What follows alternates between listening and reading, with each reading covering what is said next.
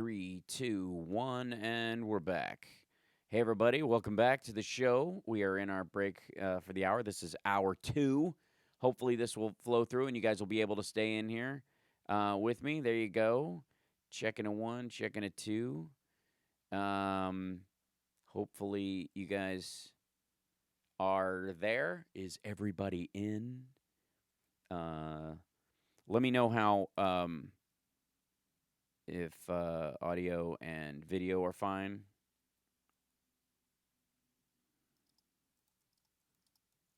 Put this video get better. There you go. Check 1, check 2. Thanks very much.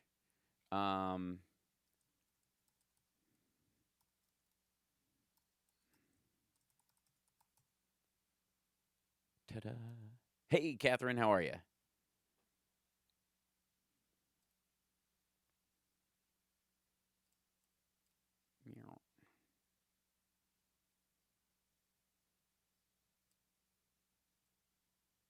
Buffer still spinning. All good there. Maybe restart your page, or like reopen the page. I have a black screen with a spinning wheel. That's terrible.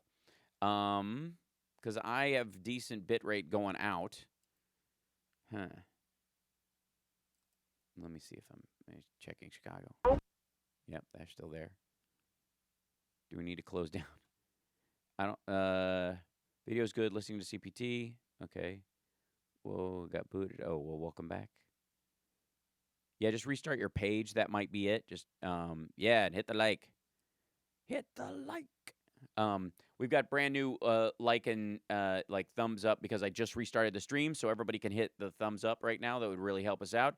Appreciate it. If you're just joining us for the first time, this is the Alan Sparks Radio Program Mega Worldwide. It's on every Saturday from 9 to 11. This is hour 2. We're just about to start. Thank you for joining me. There you go. Oh, Lenny Riefenstahl, right. Shoes clean. Okay, just checking that. Triumph of the Will and Olympiad. She was unrepentant until her death about the propaganda she did for. Yes. 3rd at 7 p.m. I think I remember that name being mentioned in Inglourious Bastards, Carl. Okay. Back on. Excellent. Yeah, sorry, 9 to 11 LA PST, Pacific Standard Time. 11 to 1 Central, noon to 2 if you're on the East Coast. If you're in Germany, I don't know. Yeah.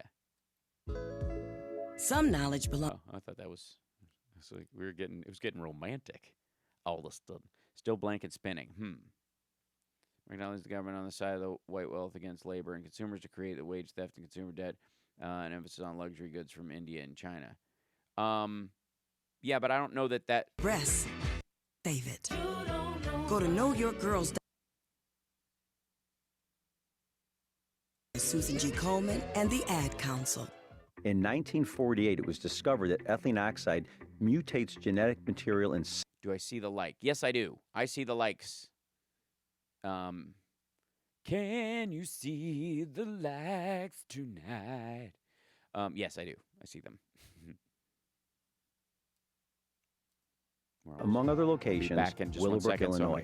The Illinois Department of Health recently released a report finding that residents living near Sterigenics' Willowbrook location have contracted cancer more than the 4 collar counties combined.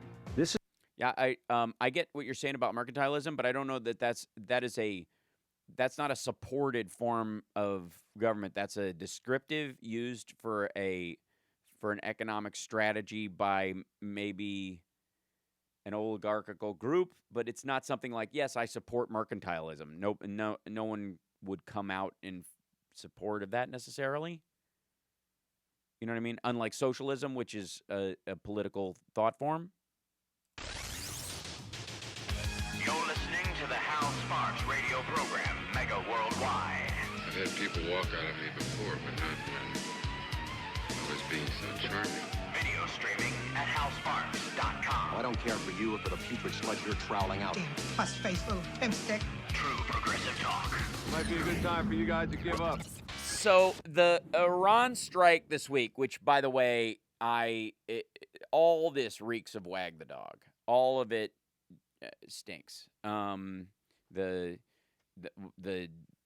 intel around it, the Japanese owners of the boats that were attacked actually saying no, it was a flying object, not a mine that was attached that struck our ship. All the back and forth, the weird, grainy video the DoD released of the drone going down.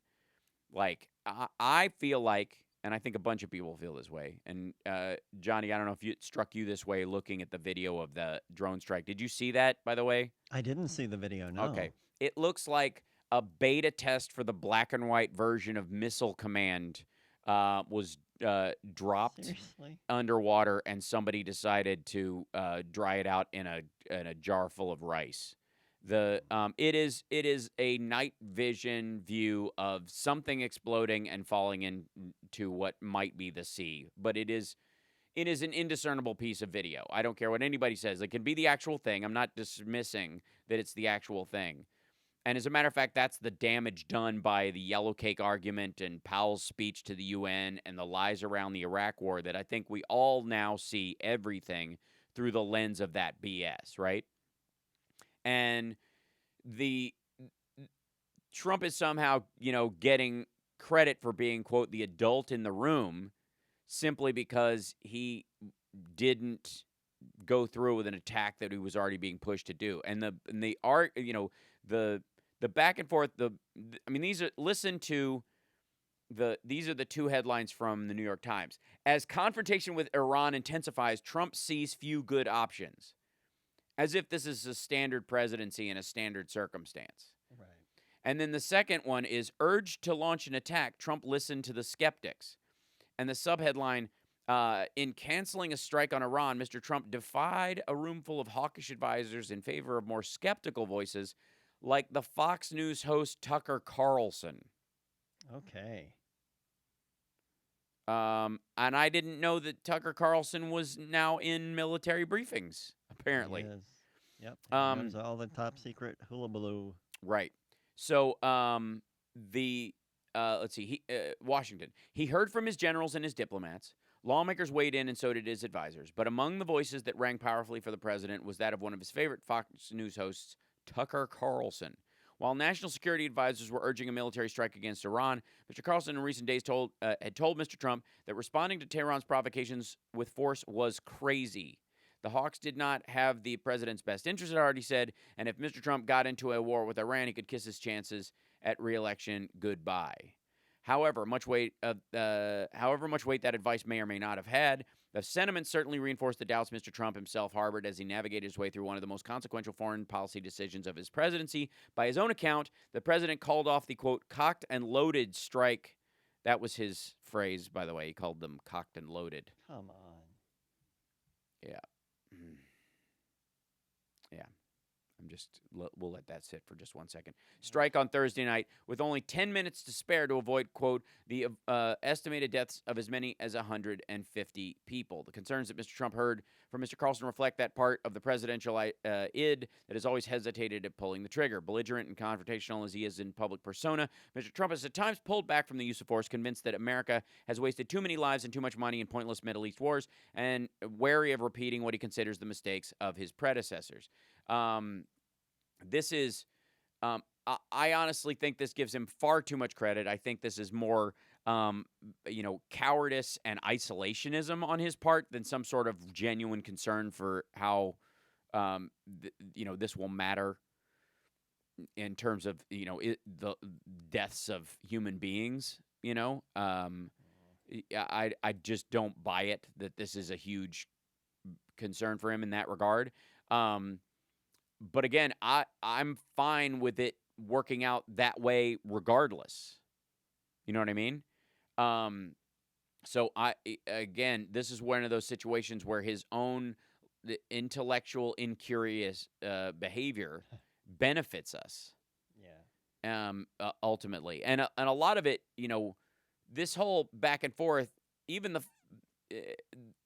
I personally think there's a little bit of Punch and Judy going on with the impeach, don't impeach argument in the Democratic Party right now. I do not believe the whole idea that Pelosi is anti-impeachment. I just think she has a strategy for getting the rest of the public there, and it may differ from how people believe about it, but I really believe she has one. I think there are, she's letting a few people every week like trickle out. Okay, 10 more people this week. You guys can come out. Then 10 more weeks, we'll hit these guys. We'll bring in the soft ones. We'll bring in Hope Hicks. We'll file that lawsuit because the two of them, her and Barr, have tried this absolute immunity thing. We'll get that handled in the court. And then when that happens, their next testimony will be in public because they have to answer it. This part on record where they just don't say, they have to object, will be one news clip, but it won't carry the weight of that we need it to. So we need her actual testimony more so than just the sort of pleading the fifth style. So we'll handle that in court, and then we'll bring everybody back in. But in the meantime, I'm going to act like, we don't want to do this. Don't make us do this.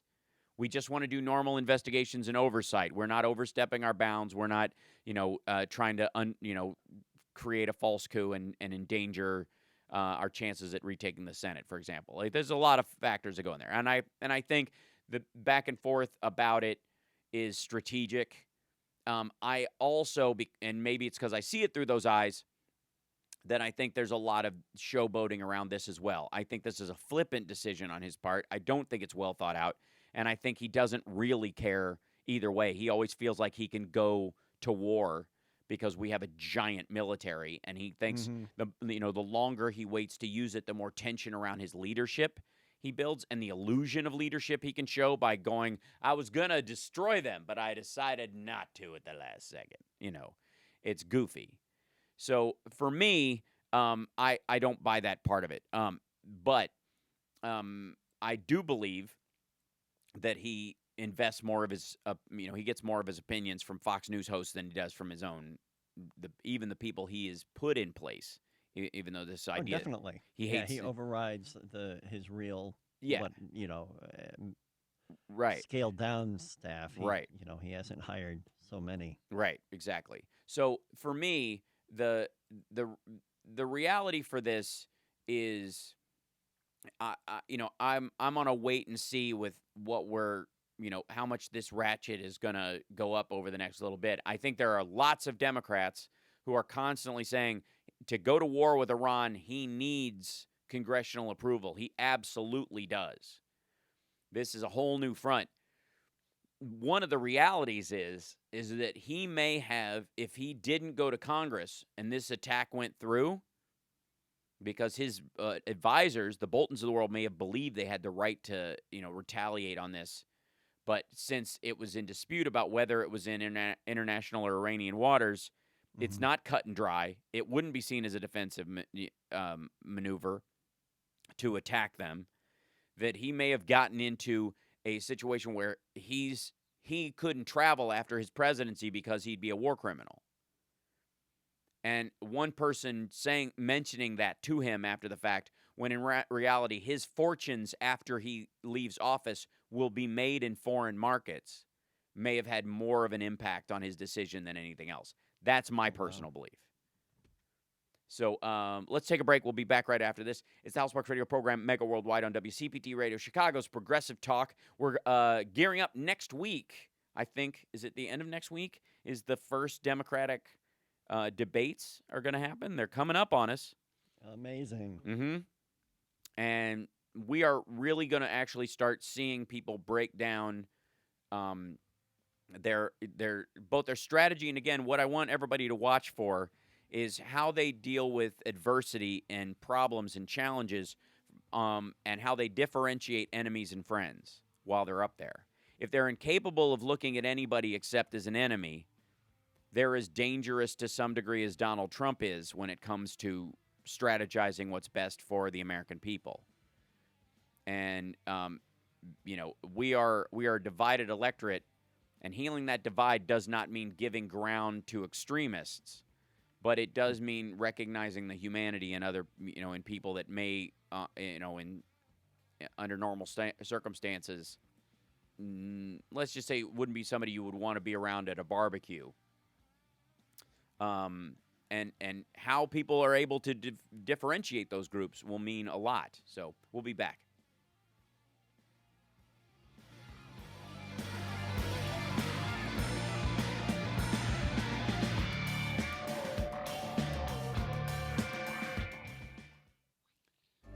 What does summer sound like? Right on. I'm in a break. Let's see. So, I don't know if I have a punch a thumbs up for the stream if you can. If you can, that really helps us out. I'm gonna check and see if There's a little feedback. That's fun. I'm getting a good stream on my end, it seems, so I'm not getting any spinning or any black windows or any kind of that stuff. So it looks okay where I am. I hope it looks okay for you guys. Please like this. If you liked it before, please like it again. Give it a thumbs up. That helps us out. And then, of course, share the stream if you could, as we are live, and it really helps us out. So there we go. I don't know if, let's see, can I do that from within? Excellent. Look, there's Cornell standing beside, oh, God. Summer sounds like rock and roll. I agree. Talking today with Mega Almost back. Podlin of Hoffman. I just heard. Turn off MSU for the most part because I can't even stand most of the people in there. Well, that's a little extreme. Excellent. Because I really felt like they knew what they were talking.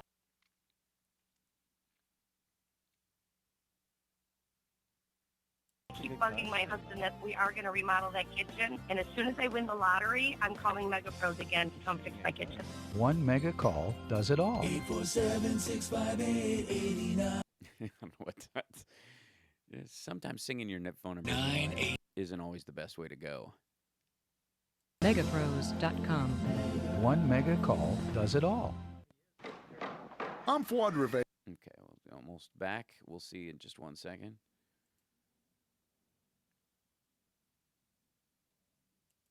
Can cause long. Yeah.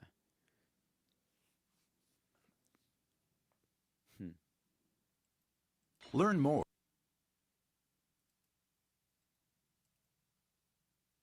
We're almost back. This announcement is brought. Just waiting for this last break. Does not endorse this builder or any commercial enterprise. That was me. Don't worry about it. Here we go. This is us coming back now. Now back to the Hal Sparks radio program, Mega Worldwide, 773-763-9278. Welcome back to the show. So, so many calls. Oh, would you? Oh, well, that's excellent. Let's get at some of them then, because I got another. We got Brian from Long Grove, line number 1. Brian. Hey, Brian, welcome. Hey, Al and Johnny. First time, long time. Thank you. Thank you. And going back to the Mein Kampf thing. So sure. The book was My New Order, was the name of it. Oh, the book he was supposed to have had next to his bed, you mean? Divorce with Ivana. Oh, okay. So the book he had wasn't Mein Kampf, it was My New Order? What? Yeah, it's a collection of Hitler's speeches, and it came out in the Discovery the divorce with Ivana. Oh. Wow. And so it was any word on whether it was a coloring book or a flip book or some sort of like it had color form? Was it stickers? Did it have stickers with it? What I think is interesting about it is that the way that he speaks is very reminiscent of those days. Yep. And so I'm not saying that he's intelligent enough to read it and understand it, but I do think that the way that he talks to his crowds with the division and us against them and the invaders is really reminiscent of that. Yeah, I don't think that's lost on me. Like I said, I have a feeling, seeing what I have seen of him, that it looks like he watches a lot of video and documentaries about that kind of stuff.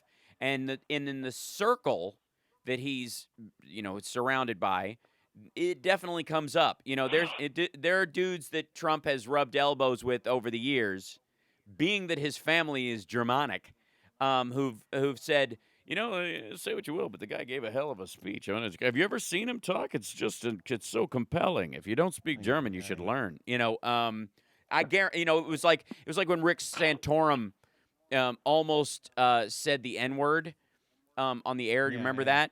Yeah, that was because Rick Santorum was hanging around a lot of people in the South who, white dudes just like him who say it when they're in private company, and it almost jumped past his lips. He forgot where he was for a second. And I feel like that's there's a crowd like that around Trump who's going, you might want to check out. I'm just saying he's got a lot of Jack in our chat room says he struts around like Mussolini. I mean, I think it's all these dictators. I think he's looking at what, the great world leaders, and he really is impressed by them. And he's like, well, what can I take from those guys? That's the most charitable view I can give. But I appreciate that. And I would go say ahead. that also his speechwriters they know that about him and probably put some things in his speeches that will enforce that. Yeah, well, they're certainly playing to the exact same sentiments and the exact same kind of crowd. Blame migrants and immigrants for everything that's happened to you that's wrong. Blame, the weak and minorities for why you don't have the position that you used to have in your automatic position in society, allegedly, that has been taken from you. So yeah, and this deportation sweep that he's planning this weekend is this is as strategic as it comes, because it's got a veil of legitimacy over top of it, because it is the targets of these deportations are violent criminals, but they have given themselves latitude that if they stumble upon anybody in the process, then they can go too. This is how they're skirting the idea of just doing mass sweeps. Is like, well, if you, and this is, because there's plenty of legal precedent that if you're chasing a murderer and they run into a house and there's drugs in the house, you can charge the people in the house who were harboring a murderer with drug possession. That's always been, that's a normal part of law. There's no reason why that should change necessarily, but they are using it for, as part of their deportation scheme. And a lot of cities are refusing to participate because of that very scheme. So, anyways, appreciate the call. Let's grab another caller, because I think we have some other ones. It's we got Brian in Chicago on line 2. Hey, Brian, welcome. Hey, good afternoon, gentlemen. First-time caller. Thank you. Welcome. I wanted to jump back to what you were talking earlier. In general, I came into the tail end of your conversation about the EPA and pollutions and so forth. Yeah. I did a quick check on the internet before I called. There are several articles that suggest that we now have studies that show that once we took the lead out of gasoline, crime rates started to drop. Oh yeah, absolutely. 20 years later. 20 years later, there's a you can look it up. There's a chart. I'm actually doing a documentary about lead poisoning that deals with this exact topic. I've studied it quite a bit. You could lower violent crime on Earth by 7 to 15% simply by removing lead toxicity from environments. And the cities that are the most affected by violence, gun violence, elements of areas in Chicago, Cleveland, Detroit, a lot of those are previous industrial sites where the soil is poisoned with lead and people grow up in it. So, yeah, and we don't even know the secondary toxicity aspects of some of the other ones. We know now that about lead, but toluene and benzene and all these other chemicals have, psychoactive elements to them and long-term mental and physical damage to them as well that cascade into social problems. Well, I think I'm all slick, but I probably heard it from you first, Hal, but I do appreciate it, and I was just reminded of it, so I wanted to chime in. Yeah, there's an amazing chart if you get a chance. Just Google lead, gasoline, violent crime statistics, and then choose image in the Google search, and you'll see the charts. Okay. And when you overlay them, it's like it's two camel's humps, and 20 years apart, and you overlay them, they match identically. Everyone has been claiming since the mid 90s that that our war on crime and our incarceration rates and all this stuff have been been why we have lower violent crime rates. The reality is the removal of lead from the environment 20 years previous is why violent crimes went down. Everyone who was not murdered or raped or assaulted because of that lowering crime rate has Jimmy Carter to thank for it. Because if he hadn't implemented those things, yeah. And I get all the memes on Facebook from my friends about how things were so much better back then, and they're all nostalgic. And right. I don't really miss that much of it. I mean, you know, the cars may have been more stylish, but the cars were death traps. And right. on top of the whole thing with the leaded gasoline and so forth. Well, and think of every horror movie. Every horror movie from the 50s and and 60s was we ran out of gas and we ended up walking through the woods someplace and we get attacked and hacked up. Well, and everybody's like, there aren't enough electric gas stations or electric charging stations rather to deal with the cars. Well, there weren't gas stations either. We did that as part of our infrastructure. The oil and gas company would not be as big and profitable as it was if it did not have the general support of Western democracies pumping money into making it the fuel of choice for these things. And the change can happen the exact same way. So you're absolutely right. Not to mention all the not to mention all the public transportation they bought up. And how aggressively they bought it and closed it.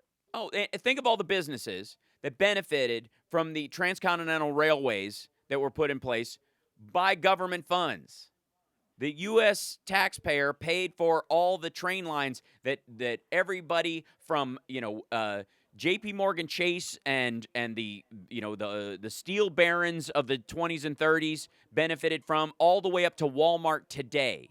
The U.S. taxpayer paid for. And this is where, Obama caught all this hell for saying you didn't pay for that. This is what he's talking about. Walmart, no matter how big they are, Amazon, no matter how big they are and how much work they've done. And I don't fault, Amazon for, the success they've had in this regard. But understand they don't exist without the taxpayer-provided infrastructure that their trucks ride on. And they could not have ever, in the beginning of starting their business, paved the entire United States to make themselves a viable industry. It's impossible. And so that's what you benefit from. That's what the privilege of being in a functional democracy that actually uses a social structure to support the betterment of everybody in the community equally. Things like railways, things like roads, and things like improving how those bridges and roads and train cars run. Get out, get down, get to the chopper. What is that? Is he getting out of the car? I was worried. In an old spy movie, we'd all be diving for the ground, because it would mean that there was a glass of alcohol in a tin cup in the microwave. So anyways, thanks for the call. I appreciate it. Appreciate it. Yeah, we've only got one more minute before we have to take this break, and we've got other callers. We'll get to them on the other side of the break. But I want to touch on that for 1 second, because there's been this back and forth and about social socialist Democrats or democratic socialists, or the phrasing around whether it's socialism in terms of infrastructure or whatever. That is an exercise in branding more than anything else. There is no form of democracy that has ever existed, even from when the Greco-Roman times, when they made attempts at variations on it, where pre-socialism, or what anybody meant, where taxes weren't built, weren't adding to things like roads and making sure that there were fire department or soldiers to protect the country, and some sort of either police or constable to keep the peace. Those weren't socialist structures back then. That was just an affect of a community benefit that came of this. Now, naming it came later, and the argument over whether that label applies or is valuable is a little bit goofy.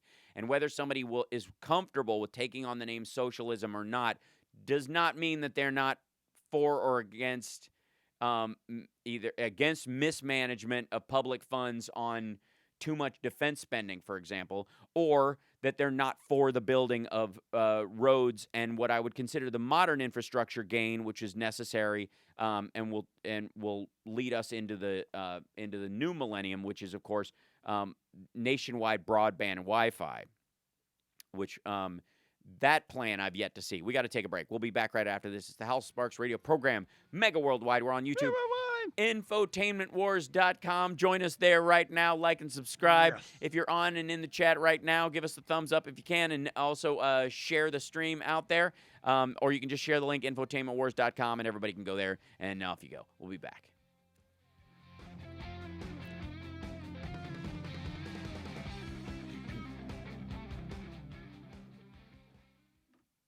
So, do you use catheters? No. At Comfort Medical, we understand. I was just attacked by a plastic tube. Trump is simply a simple life philosophy. It is good for me or it is bad for me. Yes, I agree. It is good. Yeah, it is good for me, or I would amend that, Amos, and say it is good for me or it is my enemy. Like, it's much more, he's more fierce about it than dismissive. Thanks, Nightbot. I appreciate that. Like and subscribe if you could, please. I appreciate it. And if you're interested at all, become a Patreon subscriber, patreon.com/HalSparks. If you join at any level, you become a member of the Blue Patch Brigade. That allows you to come to any of my shows and bring a guest for free. So you will get one of these bad boys. And you can wear it stylishly, put it on a bag, or just carry it like, in a wallet, like it's a badge. And that gives you an internal access to a lot of shows and that kind of stuff. Plus, we are going to be doing Patreon-only meetups around shows and the like. And also, the show I did last night, for whatever reason, it streamed, but we're not quite sure where on. It should have gone to my site to an unlisted thing, but we couldn't quite figure out where it was. Thanks. We're working the details out at Flappers, but it was my first shot with them, and I couldn't get in there production-wise. By the one on the 18th, which is the next show there, that will be streaming just for patrons. You'll get a link at the Patreon site, and you'll get to watch it live for free. And then, but the show last night, we did record it, and so they're going to give me a recording of it. I will post that as well, and so patrons can watch that as well. So for $5 or $10 a month, that's a lot of shows. You're getting a free show every month at the very least. So if you can do that, I greatly appreciate it. If you can't, we'll still be here for you and do a great show. Carl indeed used his patch last night at the show, which is fantastic. And we'll again in Irvine. So I'll see you guys down there, as will Ginger, who was there as well. So it pays for itself. I'm just saying. Tickets to a show are usually between $20 and $25. So it's worth it, I think. Especially if you're going to even see one show, a year, it works out.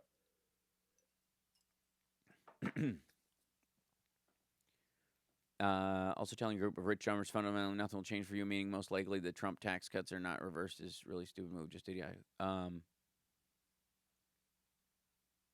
was that? I'm sorry, I didn't see the top end of that.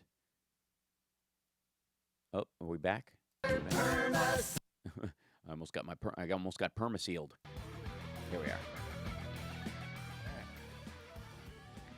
Now back to the Hal Sparks radio program, Mega Worldwide, 773-763-9278. So, this... Three more calls! Three more calls! All right, well, we'll get right at them then. I was going to... you know me, I was about to get off into another rant. So you're going to do a thing. You could hear it. You could hear it in my voice. I could hear you ramping up. Line 3, Paul from Seattle. Excellent. Hello, you're on the air. Hello, Paul from Seattle. Hello. How are you? You don't have to do a voice. It was just, I don't know why we did that, Paul, but you I like deserve where it. you're headed, Paul. Exactly. Stick with that kind of voice. Right. It's reflective listening. That's right. That's right. Yeah. Go ahead. I hope the Democratic hopefuls have something better in mind for Donald Trump than what they're demonstrating with Joe Biden. Mm-hmm. I think this is pathetic. The attacks on Joe Biden. I'm no big Joe Biden lover, right? Mm-hmm. But I will jump to the defense of anybody who's being absolutely wrongly attacked. And is it, since you brought it up, Cory Booker who started this business that Joe Biden was against busing back in the 70s? Right. Yeah, which is not true at all. Yeah, but yeah. Well, I don't care if it is. I hope he was, because everybody was against busing in 1974. Right. The blacks were against busing. This really irritates me, Hal. because I'm telling you, Cory Booker is out of my book. He's out of my book. Here's the deal. Mm-hmm. I was born and raised in Detroit, and I was entering high school in 1974. Mm-hmm. And the question for me was, am I going to be able to go to the high school that's a 5-minute walk from my house? Mm-hmm. Or am I going to have to get up at 4:30 in the morning to be ready to get on a bus at 6 and have another hour to be bused 40 miles a town to go to another high school? Mm-hmm. And this is not about race, what's unfair to blacks or whites. It's what's unfair to kids. Right. To make kids do that it's ridiculous. It's no way to. Everybody wanted to go to decent schools in their own neighborhood, and busing people did nothing to fix the schools in Detroit. Yeah, this is true, and the issue ultimately too was that a lot of people viewed the busing issue as a way of diverting the problem and kind of just keeping other schools poor and weak, as opposed to improving schools across the board. The argument for a lot of people was, wait a minute, why aren't we making schools equal?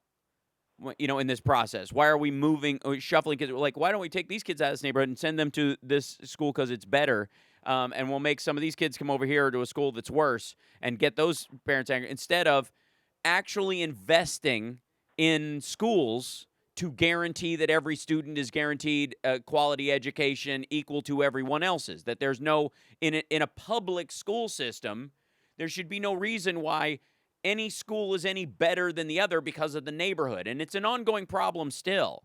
Isn't that what we're talking? Isn't that we're what still talking about that now? Especially in terms of Chicago. Yes, right? Yes, and okay. So I appreciate that. And you had another point about something else? Or are you good? Because we got two other callers. So go ahead. Go ahead. Thank you, Paul. Yeah, thank you, Paul. What? We got Bill from Nashville on line 4. Why is it fun? Yo, thanks for taking my call. Sure. All right, so let me try to be brief. Okay, so how implausible is it that 45 is actually a Russian agent and he's taking orders from Putin? Putin says, I suggest that everybody exercise caution. Let's be careful. Let's back off of this. And so that's the signal for 45 to then say, hey, look, I was gonna bomb the jeebers out of them. Right. But I held off. It was 10 minutes, and then we're gonna push the button down. Yep. I'm telling you, this was rigged from the get-go, and Putin warned 45 to back off. And so the Iranians win. Hey, look, we shot down a drone. The Ruskies win for sure. Hey, look, we got our guy in office. Yep. And he takes orders. Right. And the Saudis benefit. And the Saudis benefit as well. Yep. And so now everybody's talking about how this guy suddenly grew political statecraft, or he grew a frontal lobe finally, and he's able to exercise caution and restraint. No. Mm-mm. He got his orders. Right. He's a dupe.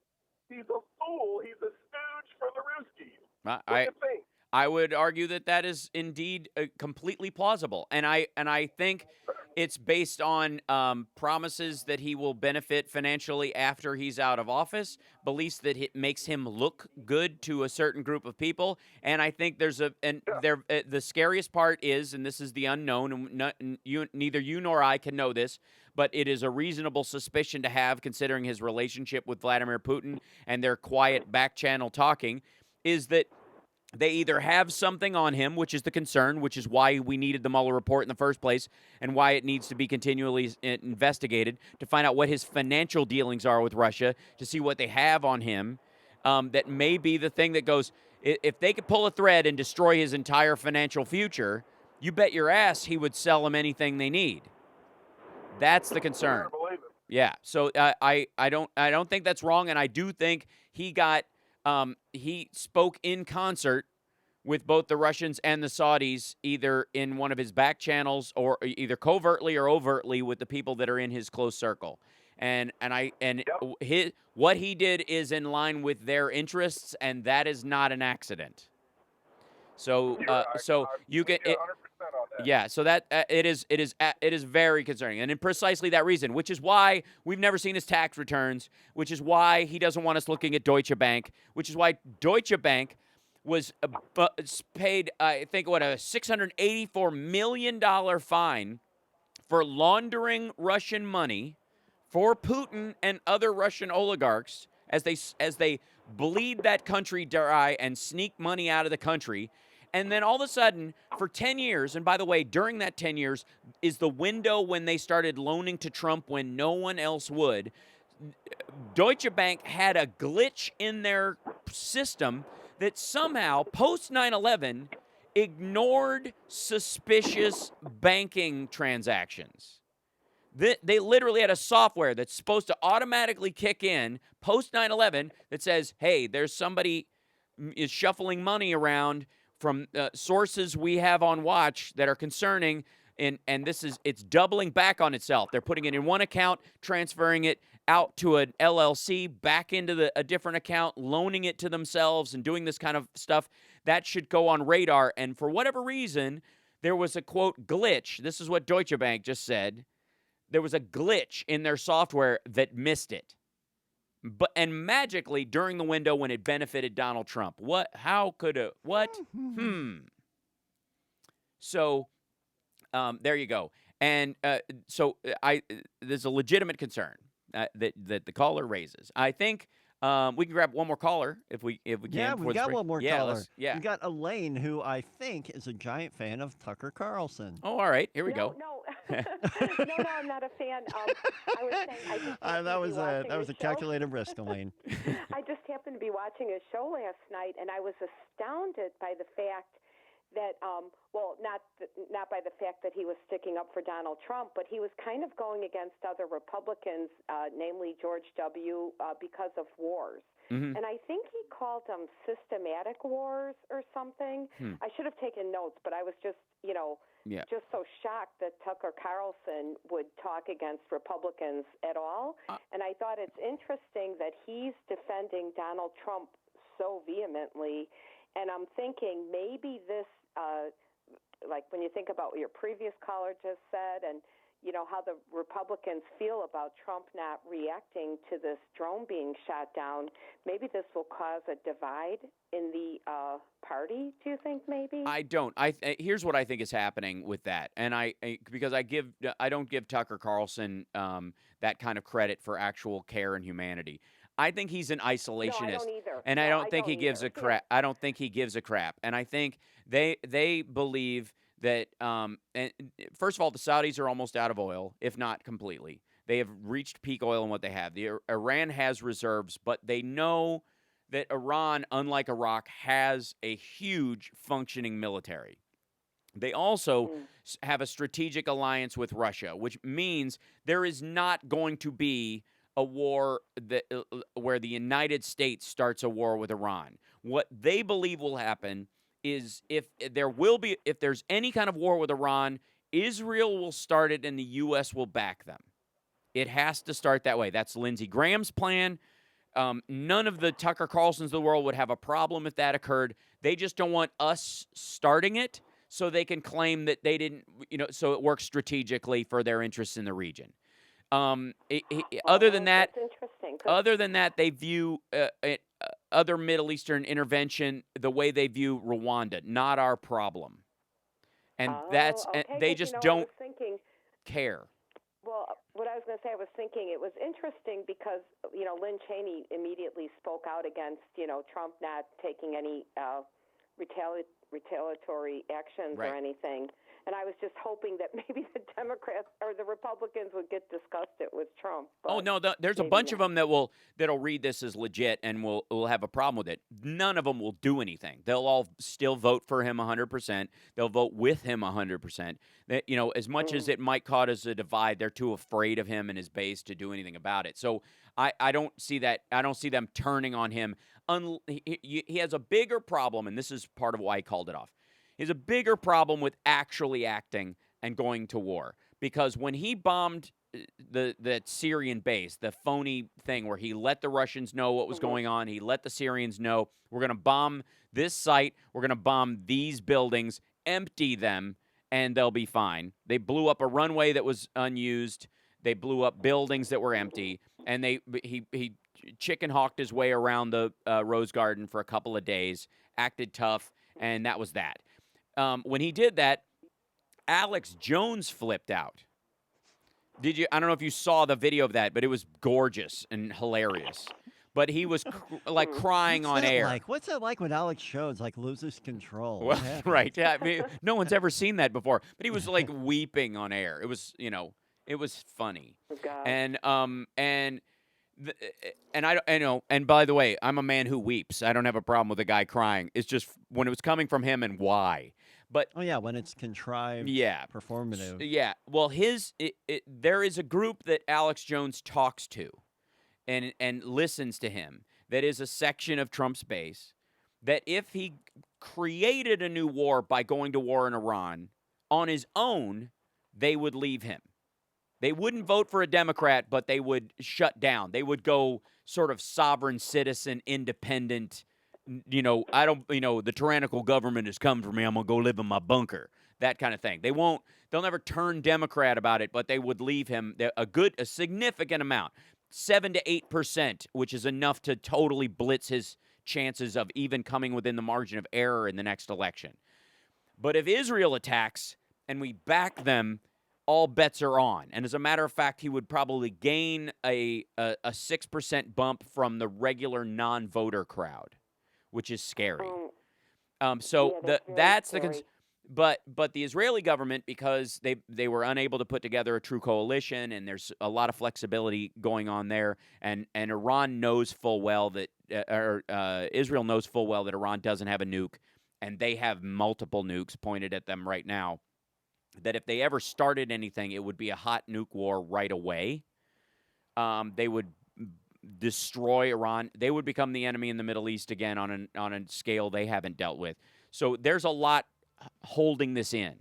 There's a lot tamping this down, not just Trump's need to, please Putin and the Saudis for oil money later to build buildings.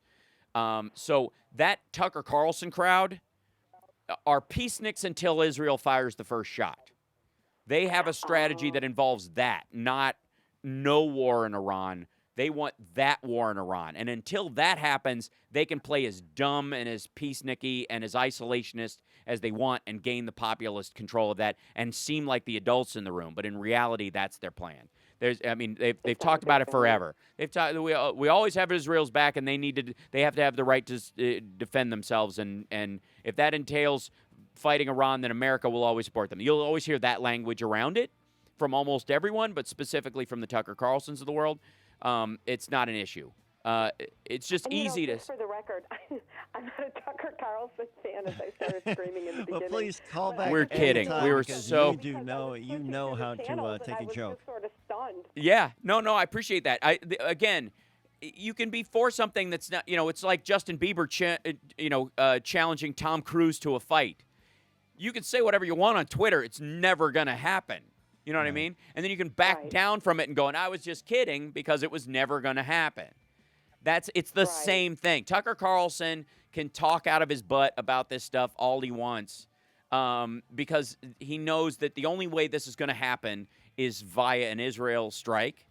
So they can play peacenik in this regard and get all kinds of extra points for stuff that was never going to happen. And that's the same thing with Trump. This attack was never going to happen. But at best, even if he called something off, what he called off was buzzing by, not an actual strike. I think they were going to, it was going to be one of those show of force things. And they're going to continue to do that. We're going to see shows of force for the next 3 months. Expect it. We got to take a break. I appreciate the call. Thank you so much. You call back anytime. Let me know what Bill O'Reilly and Dennis Miller are saying on their tour too, if you've seen that.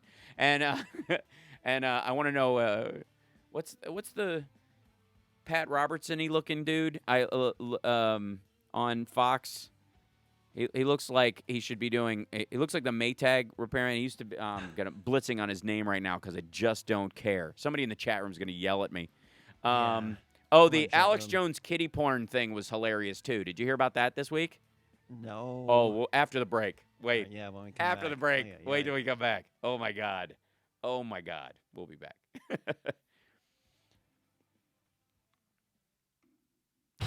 Hey, Chicago. This is Tom Hartman, and I'm excited. Well, Billy, the Netanyahu distraction thing, I think this is far bigger. I think if he's looking for a distraction, it's usually around settlements and those kind of things and ratcheting up of military stuff. I don't see him starting a full-on war with Iran to do that. Cockless and Adderall. Ew.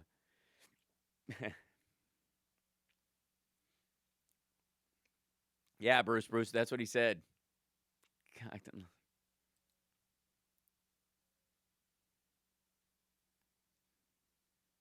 Yeah. Yeah, the Alex Jones thing, that's, he said, he claims he was hacked, Amos. That was the story, but, I mean, isn't that the story these days? That you were hacked? Watch me get hacked, and then I'm, whatever. Remember just who I ate the Maytag repairman? Yeah. Lou Dobbs, that's who I was thinking of. It just occurred to me. Oh, my God.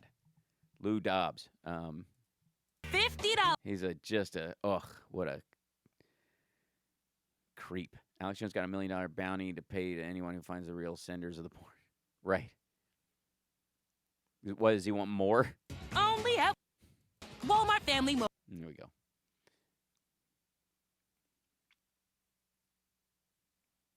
Well, that's the thing, Nacho Tube, is I think it may have been people that, were sending it to him, but it was still on his server and not purged. I have to keep popping on the audio. And seeing if we're back in.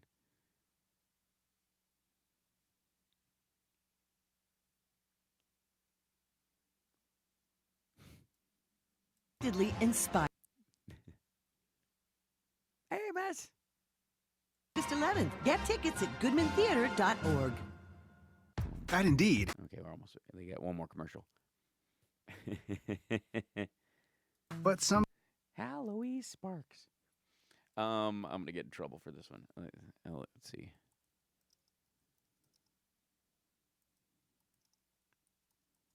So yeah.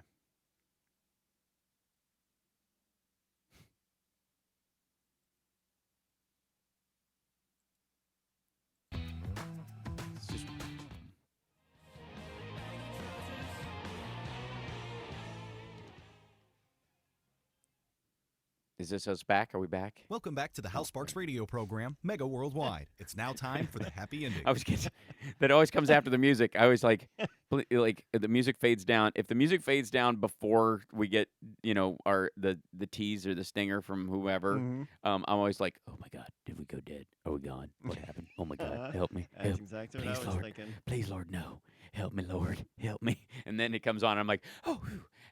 I'd rather be unprofessional and talk over something than dead air. Right. By the way, we're almost making it. We're almost through the whole show, and I don't think we had a moment of. I mean, I think we had one dropout. We did disconnect once. Yeah, but that was in the break, technically. I think, right? We were going to break. We were about to go to break. That's right. That's right. So I think we're okay, and we made it through this. All we got is 5 more minutes, and it's been like one of the best shows. And audio-wise, it sounds really good. Oh my God, this might have solved it. I can't play. I know. Poor Lady B's like, don't jinx it. Don't jinx it. Yeah, don't jinx it. Exactly. So I don't know if this qualifies as a happy ending, but it was pretty funny. So the in the Sandy Hook case against Alex Jones, and if you're not familiar, Alex Jones repeatedly and consistently made the case that the Sandy Hook parents were crisis actors, that kids didn't die, and then when they called him on it and he got served, he was like, "Well, maybe they did, but this is all being played up. They're like laughing 1 second and then crying on camera, and they're suspicious, and these people, are it's just gross." And he was just basically saying these people didn't bury their real children and yada yada yada. And it was like, it's that strategy of allowing for the inference. Like, people are saying it's the same crap that Trump does to inflate himself. I'm not the only person saying Mueller's conflicted. Everybody says, I'm sure you've heard he's this by now. or the whole, like, this, people love this guy. He's great. Who? My new pick for whatever office who's going to have to leave in 2 months because he's selling influence within a week of being in here and stuff. Yeah. So. Or he beat his wife. Yeah. So this Alex Jones, the infamous conspiracy theorist, we have the documents, and InfoWars flounder, handed over several emails containing child pornography to the lawyers for families of Sandy Hook school shooting victims who had filed a lawsuit against the far-right media figure. Child pornography was found in 12 emails of more than 57,000 messages that were turned over by Jones to lawyers representing families of the school victims. Jones' attorney Norm Pattis said one of the images was discovered when consultants hired by the attorneys for the Sandy Hook families began to review the files, prompting them to contact the FBI. Note to the Trump crowd. Just in case. Yeah, according to court documents. On his radio show Friday, Jones insinuated that he'd been the victim of a conspiracy that involved attorneys on the opposite side of the lawsuit planting child pornography in his emails. You're trying to set me up with child porn, Jones said, while announcing a $1 million reward to his viewers to find and prove the material had been planted. I'm going to get your ass, Jones warned. $1 million. $1 million. Yeah, you little gang member. $1 million to put your head on a pike. That's calling for murder. That's saying you'll pay $1 million to stick someone's head on a pike. That's illegal. That in and of itself, right there. They sent over elements of a server, and there were emails in there that contained child porn. Now, here's the thing: this may have been stuff that he was sent by other people messing with him. This may have been stuff that people hid in other things to mess with him. This may not have been stuff that he solicited. This may have been stuff he got and, somebody labeled it one thing. He opened a zip file and it was full of stuff and he was like, whoa, and just shut it down and went, oh my God, and went back to what he was doing without, and erased it, but didn't. But his email program, I'm given every possible situation where this isn't his fault or whatever. Still, the man sent didn't even bother to look over the stuff he was sending in a legal proceeding to in a deposition trial. Didn't have and he's got $1 million to get the head on a pike of a lawyer representing the family of people whose children were murdered. He's got $1 million for that. He doesn't have $10,000 for a legal assistant to go through stuff that he's sending to lawyers in a case. Yeah, that's this is the guy who's going to outsmart the Illuminati and the deep state and the lizard people, right? Dude, if they existed, they'd have gotten you a long time ago. I've said this forever. You are so robotic right now. Oh. And Lady B and I are looking at each other going, hey, damn it. Jason. Did I? Do I sound better now? Oh, now you're back. Now you're back. That was weird. That was on your end. That was not my fault. No, it was on your end. That was on your fault. That was you. It was We're ending. It was the music playing. That's what it was. When the music plays. Where's the music? I don't hear anything. That's what. Oh. Yeah, all right. You're messing with me now. It's terrible. Anyways, thank you guys for listening. Thanks so much. Stick around for the post show if you're in at infotainmentwars.com. We have the documents. And we'll see you next week. We do. Oh, this is almost flawless, but it was way better this week. Thank you so much. Love you, Johnny. Love you. Love you, Love Al. you, Lady B. Have a great week. We'll talk to you later. Bye-bye.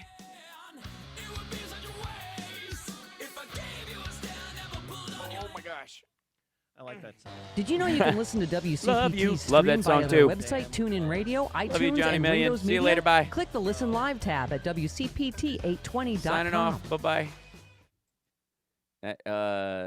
That's I think audio-wise that may have that may have solved our problem. I think if we hold some sort of secondary one, it may be that I have to have it on a separate computer from the one I'm doing this.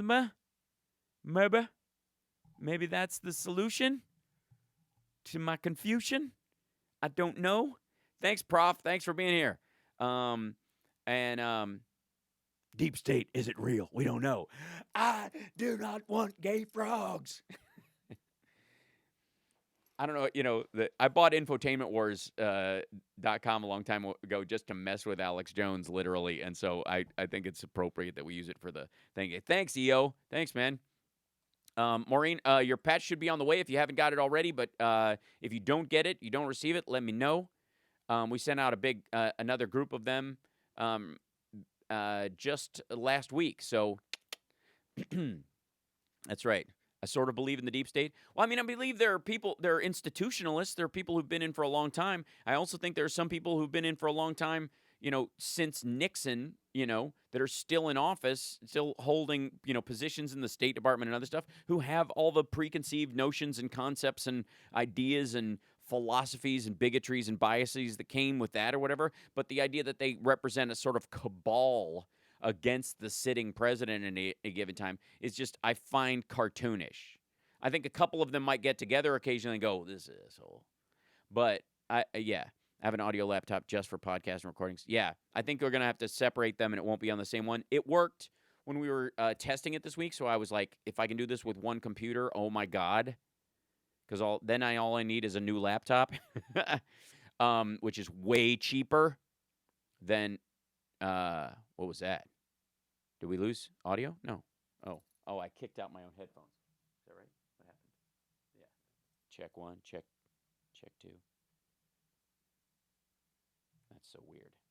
Okay, at least it works. I was like, damn it.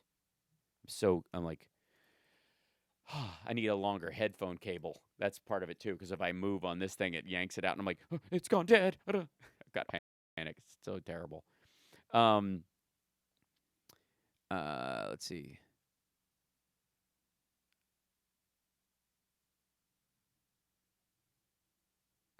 In case you missed it earlier, I lost my grandmother. Oh, EO, I'm so sorry.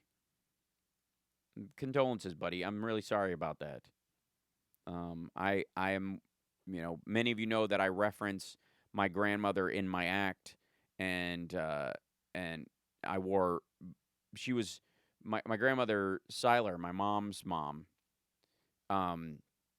She was really the one person in the family who specifically, like, my mom and dad were supportive, but my grandmother was the only person who was really supportive about comedy in particular. She had this real, like, you're funny, you should be funny people need funny. Funny's good. You should be funny for a living. She was the one who, specifically supported me. I used to, after my parents' divorce, I used to impersonate my dad for my mom and my grandmother, because obviously they had, after divorce, people have baggage about stuff, and they she would just lose it when I would do a version of my dad, and she just loved it, and she's like, I think you should be funny for a living, and so I understand how important they can be. So, and anyways, I wore black on stage for a year. If you guys will recall that era, that year I was wearing all black jeans, black T-shirt all the time. It was the year I did Edinburgh. It was the year Camden was born, actually, into the next year. And I did it in Edinburgh. I wore, and I didn't mention it. I just did what I was doing. It's none of my business. And it's none of anybody's business why I'm wearing black on stage or whatever, unless they ask me. And I got a reviewer, like, who wrote this, like, he thinks he's so edgy wearing all black on stage. I'm like, you don't even listen to my act. Does my act sound edgy, quote unquote, to you? Like, for Christ's sake. Oh, it was such a dickish move. Like, yeah. Hey, Peekers, how are you? Welcome. I'm going to watch OR chat. Not both. Not sure if that's something Hal can fix. Watch or chat, not both. Not sure if that's something you can fix or if it's just me. Sometimes I can do both. Some weeks I can't. That's interesting.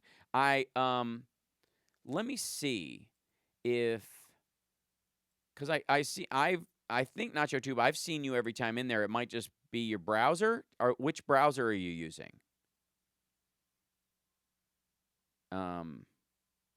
Yeah. Yeah, I liked doing Fringe. It was lovely. Picris? Oh, I did say it right before. I thought, yeah. I'm sorry, I missed the tweet where I'd said it right. Beg your pardon, Pikers. Tech support Sparks. Yeah, all the time. So, hope to ask Andrew Gillum about socialism for the rich in Miami on Wednesday. Cool. Works on the YouTube Android app for what it's worth. Yes, it should. Yeah. Thank you for calling out Putin. He's destroying one of the largest countries in the world. Is trying to take the U.S. down with him. As remember the of course. Also remember the Magnitsky gas. Yes.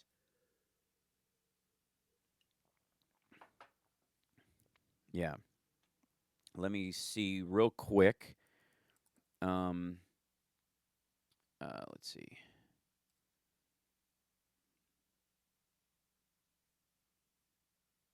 I think. Yeah. See if I can open this. I don't know if I haven't word mason jar. Boy, you is Southern. That's true. I'm also a Mason though, so it's a little tip of the hat. This is to creep out all the Alex Jones crowd. I knew it. We have the documents. Hal Sparks is a Freemason. We are not. Yeah, just like Oscar Wilde and Peter Sellers. He's a Freemason. Yeah, just like Harry Truman. That awful president that you love dearly. He's a Freemason, just like George Washington. He's an awful Freemason. He's part of the Illuminati. That group that thinks, why? Because he's a Freemason. What do they believe? I don't know. Public schools, public libraries. One man, one vote. Technically, that's true, Amy. There you go. I was the subscriber who was pretending shrunken last night. Well, welcome back. That's okay. Let's see if I can set up this. Let's see. Alex is so famous for claiming a bunch of BS is true without proving it, providing a shred of truth. Proof. Yeah, it's like he always has the documents, but they never provide them to you. That's the funny part. So, open. Okay, I'm doing other software as we speak. Get this over here. All right.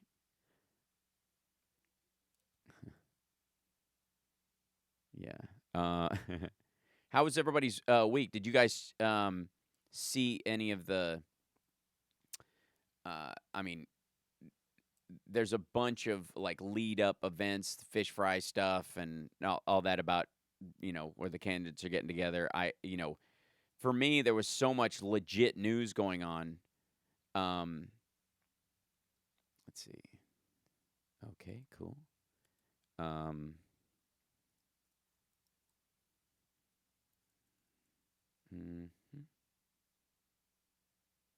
Yeah.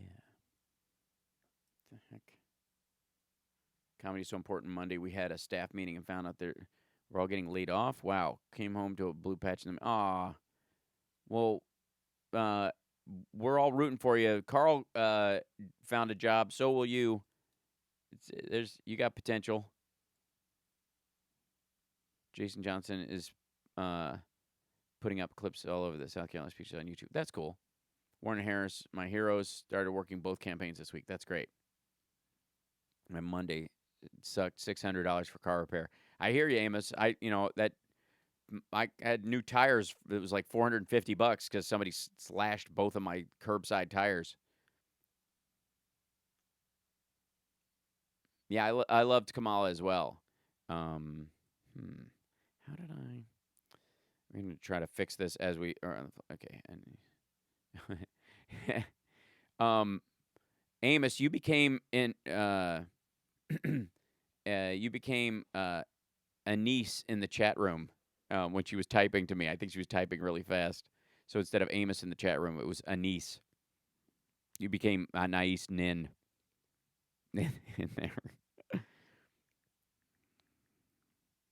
Let's see. I don't know how I have. If I've got it in my Twitch or something, it's weird. All right, we'll figure it out because once I open it in there, it'll open up and I'll tell. Well, I'm glad to hear that, Tom. Amy, it took me 3.5 months to land a good job at Epson. You can do it. Yes, we all believe in you. The show follows the book very well. Which show is that? Missed it. Good Omens, right. Do you feel that America could elect a woman president and vice president? If so, Warren and Harris would be a slam dunk. I believe America will have a female president and vice president at some point. No question. I mean, women are 52% of the electorate, so it's almost more in their hands. I think the majority of men are comfortable with a female president. The crowd that isn't comfortable is split almost evenly between men and women. And they all almost certainly voted for Trump or didn't vote at all last time. So, there you go. Yeah, I mean, I think America, was England ready for Theresa May when they got Margaret Thatcher? It depends on the woman, I think, for a lot of people. That's the reality. And as we get more advanced as a society, we're breaking down folks based on their value,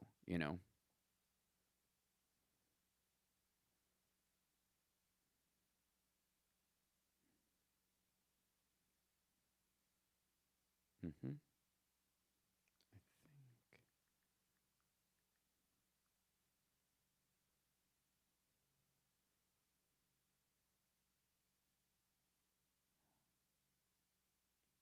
Mm-hmm.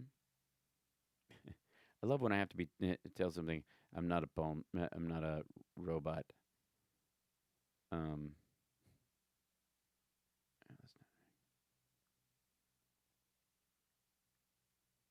Whoops. That's all right. Okay. Hold on. Hal, we have a disturbing ad running here in Southwest Florida. Did anyone else see the onenation.org running against Medicare for all? I have not seen that ad. Are they running from the point of view that there's a better plan, or that it's just dangerous in general? Is it one of these just anti-single payer kind of crowds? Theresa May is not that bad for conservative. Well, I mean, I think the fact that she's getting blamed for how the debacle that is Brexit is a little goofy. I'm no fan of hers, but the idea that people can lay that garbage at her feet and go, she couldn't work it out, she's terrible. The whole situation's terrible. Anybody coming in is going to eat garbage on that one. Shows people waiting for various surgeries. Also costs 180,000 people would lose their health services. The evil car. Oh, well, that makes sense. Carl watched The Space Between Us and kept thinking about how plausible you might have found it. Oh. Yeah. Sixes. I'm looking. Yeah. My favorite bus driver believes Alex Jones. Well, yeah. Anti-single payer. Okay, gotcha. Yeah, Amy. Yeah, Alex is only good for entertainment once in a while. He gets things right, but it's not very often. Yeah, I mean that has to be the key. Nobody who's like that is wrong 100% of the time, or they just be outright dismissed. They have to have little seeds of truth in them. That's always been the factor. You know what I mean? Like any commercial. This drug might, cause your skin to blister and fall off, and it might cause you to lose your impulse control and start gambling or commit violent acts or whatever, but it'll stop your sniffles. That part's true. 80% of the time, maybe. I wouldn't look at Alex Jones after he claimed to be better looking than Clooney. They didn't create a political grid of the 24 Democratic plus Trump and Weldon Stein. Yes, have fun boycotting Netflix over Good Omens by Amazon.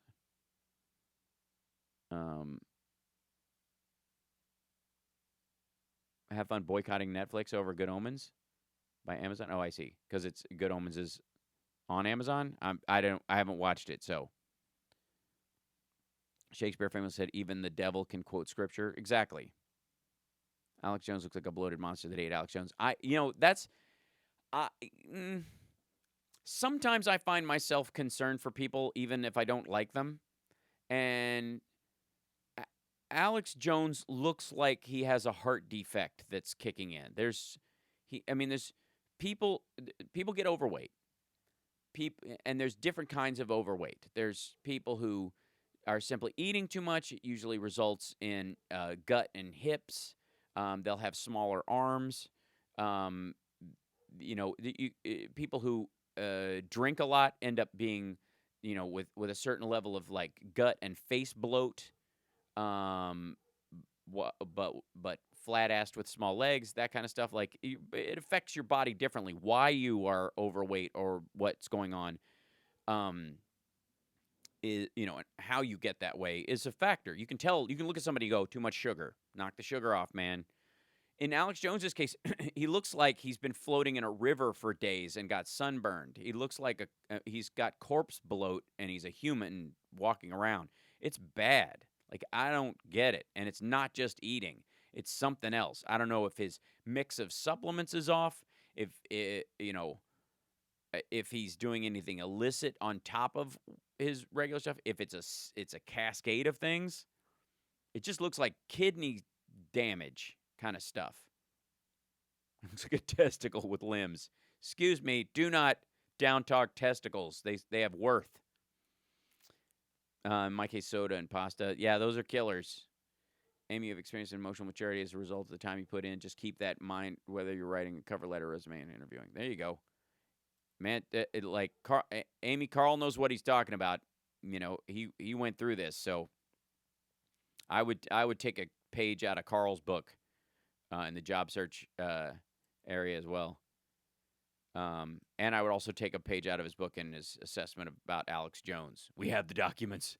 It's pretty much just a Google search of pictures of Alex Jones. Death warrant. No, I'm dead serious. It's gross. Here, hold on. Hold on. I don't have to do this to you, but.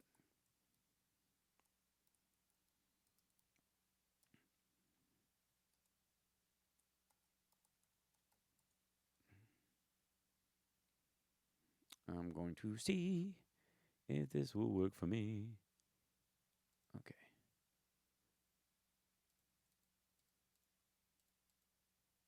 There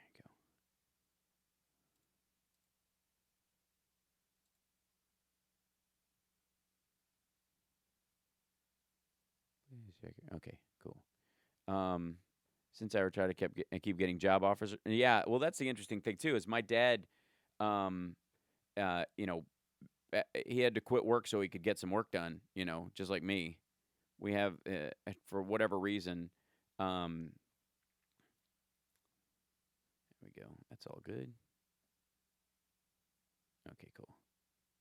Nice. Ta-da. Yeah. I now have a Discord called The Chamber. And, let's see. I'll try and get this set up.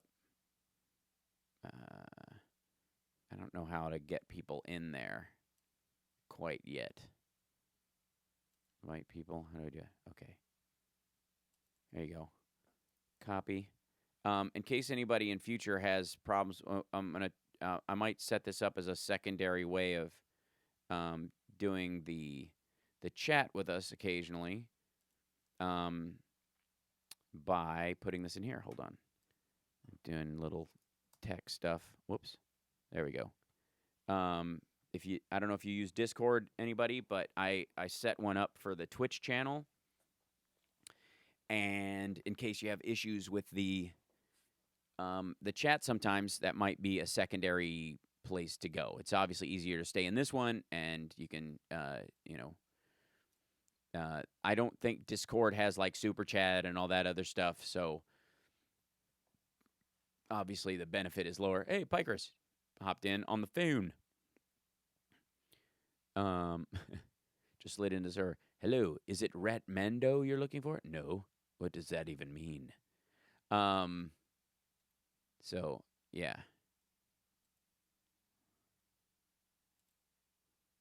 So, obviously that's an option for some of these, those of you that are in that. I don't want to split the chat room up and drive myself crazy. So we'll stay mostly in there. But if anybody gets stuck and can't talk in there, I'm glad to do that. Let's see. Still swimming in your drink? Is it? Oops. Oh, it makes. Oh, I see. I got to turn off sound in the Discord thing because it's gonna pop up and make glortal noises every time. Oh my God. What in the world? How in the hell does this even do this? I don't even know.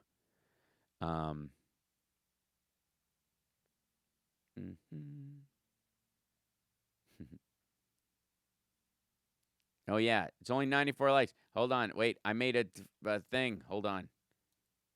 There we go. There's that. And then we turn on. And here you go. This is for Can't Stop Lying. Hey, there we go. Smash that like, folks. There you go. Ta-da. Please don't forget to hit the like and subscribe. If you haven't watched the show before, welcome. I appreciate it. My comic book is Ratmando, the Rat Girl. I go by Rat. Oh, nice. No one do like a Ratman do. I see. I thought it was like a reference to Great King Rat by Queen, which I think is a song about Donald Trump. Great King Rat was a dirty old man, and a dirty old man was he. Germs are Trumpaphobes. Yeah. So, yeah, I encourage, again, anybody who wants to become a Patreon subscriber, please consider doing that. Once or twice a month, we were able to solve our audio issues, I think, through a subscription service. We had a little bit of robotic stuff at the very end, so I'm going to have to tweak what that means, and it might just be as good as, like, next week doing it with a separate computer. Fingers crossed. It could very well be the computer they have there at the studio, that them being on the receiving end, but I don't know. It also might be that they have to call me from their account, and I sign into them. Dirge said it wasn't me. What in the world? Oh. Who said it wasn't you? What in the world? What in the Sam Hill? Oh, I see. You get to speak what's in. That's really creepy. It wasn't me. Dirge said it's not my fault. Wow. How did that? What? How is it speaking? What the world is it going? What in the Sam Hill is it going on here? With his. Hi, Dirge. Good to see you. Hit the deafen button. Where's there a deafen button? Like on each person? Well, thank you for my chamber. You bet. Is there where? No rules. Pro tip: right click user for more action. I see. This is all kick, ban, change show activity feed, add friend, change nickname. I can change your nicknames on you. What the heck what in the world is this business? Yes, Great King Rat is Trump, I think. If you listen to the old Queen song. Dirge in Discord, by the way. Nice. Yeah, I started this up for the Twitch channel because I kept getting asked about it. It's a side project that I'm doing with my girlfriend's son because he needs some production experience. So I'm going to start up a Twitch stream show with him. Hal, didn't Hope Hicks actually answer the question that the PP tape is real? She answered the question that, and this is interesting, Brad. She answered the question that it came up. They were concerned about it, and they were so concerned that it was real that they went looking for it. They heard from people on the street, word on the street was that TMZ actually had a copy of it, but that Harvey Levin and Trump have a good relationship and that he wasn't going to release it. That's what she heard. They did not discount its existence, and they were unable to find a copy of it. And then the world moved on, apparently. So she did not justify or verify, rather. So, I wouldn't say that she admitted that it was it existed. However, I think it's the closest you come to somebody in the Trump circle admitting that either somebody believes it's real or has enough evidence or word on the street from people they trust that it is real to be concerned about it. 50 is the new 30. I'm 50. in September. We're going to have a big, I'm going to try and get, in the month of September, what I really want to do is get is do the Chicago get-together there, be on the road as much as I can the month of September and get out and see you guys. Hal, 3 months and 3 days till the big 5-0. That's right. No, Amos, she answered questions. She just answered questions that dealt with the interview, with the campaign. She did not. She was denied the ability to answer anything about her time in the White House, except for like 3 things, which I think she answered whether the weather was nice when she was on her first day when she got on the job, where she usually ate her lunch. She was able to answer that. When she was asked if the president ever came to her desk while she was eating lunch, she was not allowed to answer that. And anything else even remotely outside that realm. There's a reason why they went through this, and Representative Liu actually, I think, literally went on record saying, I'm going to ask you a couple of questions. I know you can't answer them. Your attorneys aren't going to let you, but this is for setting a legal precedent and for a challenge later on, so I'm going to go through this. I know what the answer is going to be. Right-click on the profile name. I did that, but it's not doing anything. I see. Yeah, that's what it said. It gives you a whole extra stuff. Michael from the chat, what is the chamber for? The chamber is my chat room for my Twitter page, which is twitter.com/HalSparks, but it's also an alternate to the chat on YouTube in case it ever has an issue. So if you guys want to just sign up and know that it's there, you're welcome to come in there. We can also do, I think, they're going to get rid of Google Hangouts and turn it into something else. And technically speaking, using this, I think you can do something semi-equivalent video-wise eventually. I don't know. I'm just trying other stuff. Work with me. Hal, it is so crazy. Next time, throw them all in jail. Well, here's the thing. There are steps in this. You know what I mean? You can't throw someone in jail because a judge has justified a warrant, for example.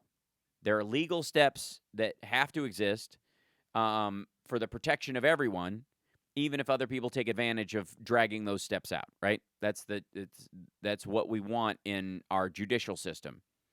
If you can sidestep those, if you can eliminate those steps, it's just dangerous because it becomes it's easy to politically weaponize our legal system if you can do that. So it's annoying, it's time consuming and expensive, and that's how a lot of these people have avoided their sort of political and criminal comeuppance for a long time, Trump specifically. But it is necessary to protect all the innocent people out there. Don't want to use Twitter at all. It can be a bit rough. Like, it's funny, but the more I hang out with you guys in this chat room, and the more I use like the Discord and Twitch, which is really just comedy and hanging out, it's no political discussion at all, really. The more when I go back to Twitter, I feel like I'm shocked by the nature of the world in there. And it's funny because, like, I see a lot of my stuff have a ripple effect on Twitter. I really do. I see my jokes show up on shows and other things later on. I'm like this little hidden secret people steal from. But I can't seem to crack 100K on there. And I'm like, I know I'm getting the kind of reach that I see. I get the same engagement on some of my tweets that people who have like millions of followers get. And I'm like, how is that possible? You know what I mean? I should have the ones I have, and they should have immensely more, thousands upon thousands, if not tens of thousands. But very few get to that level of engagement, even though people have millions of followers. It's very odd. I'm getting sick of Twitter because Jack is a libertarian asshole who doesn't want to fix the platform. Okay. Dates back to the Magna Carta, I believe, unless I'm just recalling the entirely different thing. Which one? The Google Hangouts news is a bit old. I'm surprised they haven't changed already. Yeah. So Pelosi and Nadler are bugging people over the case building, but man, way overdue to educate the stupid to use the hearings. The better. I mean, I think it's part of the timing. I think they've got a strategy, and Yeah. Nice heavyweights meme. Thanks. I try. I gotta see if they're. They may or not. I don't know if they have. Oh yeah.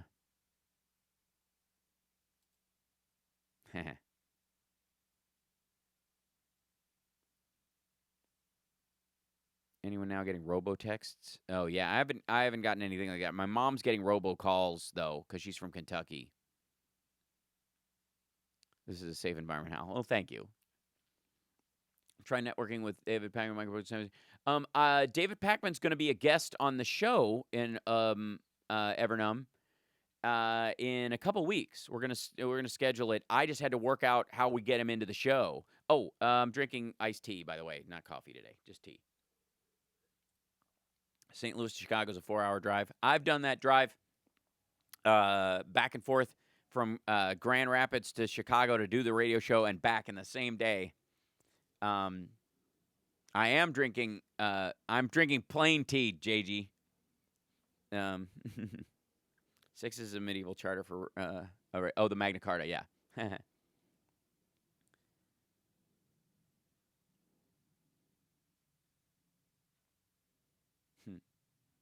So cool. Hey. Upgrade your friends. Get them. What is this?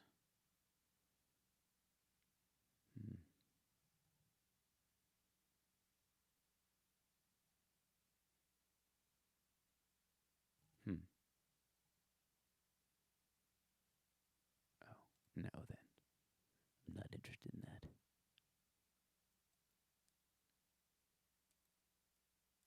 What does Mixer do? I'm looking at all this stuff. All of a sudden. I love tech. So, was Discording this week because my beloved Sims had a new release, Island Living, and hey, getting into the kids thing here. Yeah.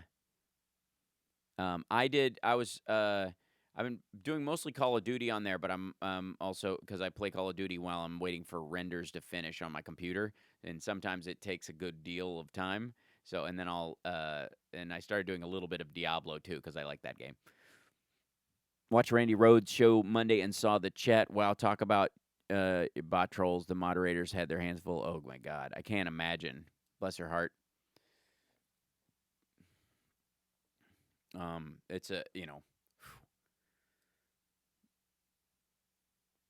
a lot of those. I mean, the Majority Report has the same issue, I think, in a lot of ways.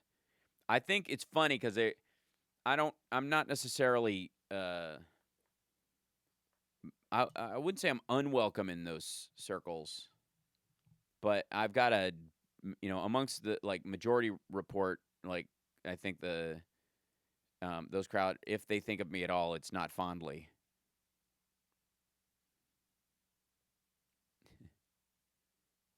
I got made fun of my new boss because I professed a love for Amaretto sours. I told them, just because it's sweet doesn't mean it's a feat. Randy Rhodes has some out there ideas. So do you, Carrie. As I said before, Pelosi is timing the impeachment to occur next year during the campaign. I don't think you're wrong. I think it'll be sooner than that. I don't think it will trigger right then. I think what it is that I think they want to start deflating his campaigning while he's dealing with it, and that's the reality. So they'll just have he won't be campaigning against the Dems. So this is the strategy as I see it, and Jimmy, this might be part of it. I think Nancy Pelosi thinks that people already hate her, on the Republican side. They don't like congressional Dems anyways. And a lot of the congressional Dems that are holding onto their seats or will gain seats is because the base is fired up and they will go out and vote like 2018. So they're counting on a big tide of people. And Trump is already downwind on a lot of these numbers anyways. But if he's running against the Democratic candidate or during the primary season while the Dems are picking somebody, if he's got 100% of his attention on them, it will narrow the field. It will tighten the distance between him and that person, whomever they are, within the margin of error. And to avoid doing that, what Pelosi and I think the congressional Democrats would rather is that Donald Trump spends the entire campaign not running against the other Democrats, but running against himself in the impeachment trial. That his opponent is the impeachment trial, not the Democrat he's running against. And the Democrats can go, can you believe this guy? Look at this. I don't even have to bother stepping on this guy. And he's a criminal, and it's obvious, and, that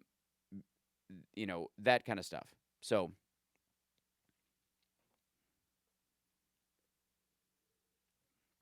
I think the Democrat will get it easy. They won't have to come down hard on him. They can just take the high road, while the impeachment itself handles the subterranean level stuff, dealing with what a crook he is. Then, they can present their vision for the future and their strategy to deal with problems for America, and they can stay kind of above the fray a little bit. But if they need to go dirty, it won't take all their effort and a shift in strategy. They'll just have to go, did you see what happened yesterday with this guy? And then that will cue the loop of tape. Patreon, was there a technical glitch with the flappers link, or did I just miss it? There was a technical glitch. We couldn't stream from an unlisted link from their setup, so I have to get in there with them and fix it beforehand. What they use is a big piece setup there with VLink, and for whatever reason, I logged in all my stuff. It streamed somewhere, God knows where, on my YouTube, but didn't stay up or so. I don't know what the heck was going on, but I had to do the show, so I could only tinker with it for a shorter amount of time. We fixed it, I think. But it will be solved by the time the next one comes around. The good news is they recorded the whole thing, so I'll get to post it on YouTube and put in a private link just for patrons. So you'll get to see the show just as it happened, unedited and all for you guys on the Patreon. And then the upcoming shows will be done live, so you can sit and watch it there. So every day I think that Trump couldn't get any grosser and stupider than New Day dawns. He's passed it into stupid territory. Yes. Yeah, Jim, I think that's the strategy. How the counterargument is that Trump is doing that anyway. Having impeachment hearings will allow the public on TV to see the case against him. Right now, a lot of people believe his narrative. Yeah, for the time being. They also believed his narrative on the Mueller report, and that's been falling apart as well. It for like 4 or 5 weeks, it was like, Jesus, everybody believes what Barr said about the Mueller report. Nobody's even reading the damn thing and blah, blah. And when we got it, me, I jumped right on the air and started leafing through it and circling stuff and going back to stuff. We now have a situation where, think what you will about Chuck Todd, and I'm no fan, obviously. Banned me on Twitter, and I'm still haven't figured out why. I give him 4, but no, not particularly harsh. But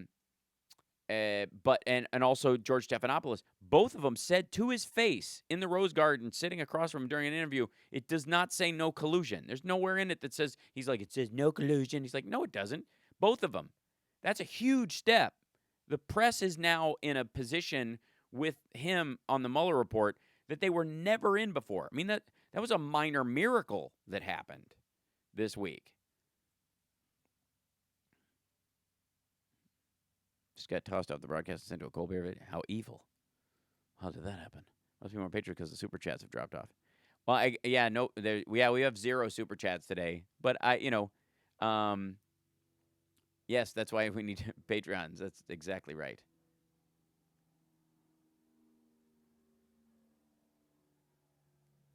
And I hear you, Carl. I honestly, I think that's, a lot of this will come about that way. So, on a lot of fronts, I'm not really that concerned about the strategy with it coming out, because I feel like at this point, Trump is just putting his fingers in all the holes in a dam that's breaking. Yeah, but I agree that the Stephanopoulos won't be invited again. Yeah, but he doesn't have to be. That damage is done. I super chatted, did not go through. I did not see it. So usually it shows up in the thing. I will check. Thank you for telling me. Let me see if I can get this in here. I'll go to my page. And check. I don't have a disagreement. We just have creative differences. This is true. That's right. It's all strategy. It's simply strategery. Oh yeah, you got a super chat from. There it is. Thanks, Kelly. There you go. And this one went okay. And then I see. There's the stream live. There we go. Now they're showing up. There you go. Yeah, WW West. I think, Billy, I think the other one went through in the other hour. That's why I didn't see it. Thank you so much. I appreciate that. I did not see it for whatever reason. I think I'm not quite sure why. It didn't. It usually shows up in the, it's like when people super chat and I see it, thank you guys. I appreciate it. It shows up like this, and it's a different color in the thing, so you can see it pop out. So thank you, Kelly, and thank you, Wes, and thank you so much, Billy. Yeah. It's now working. Why don't we worry about how the establishment media keeps hiding things that matter to the average person? Such as Chuck Todd became the new Trump lapdog after his interview with Trump. I don't know. I think he chases this. Thank you, Jack. Fan character sending hearts with your hands. I appreciate that. And I think you can do the stickers now, too, in the chat as well. If you want to send your super chats creatively that way. It's fairly hilarious. I think, yeah. Just to go there.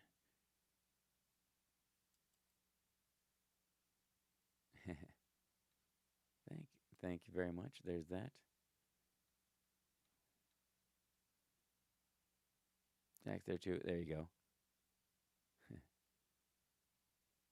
By the way, I wasn't even talking about Frank. I was talking about Biden, Billy. No, yes, thank you, Billy.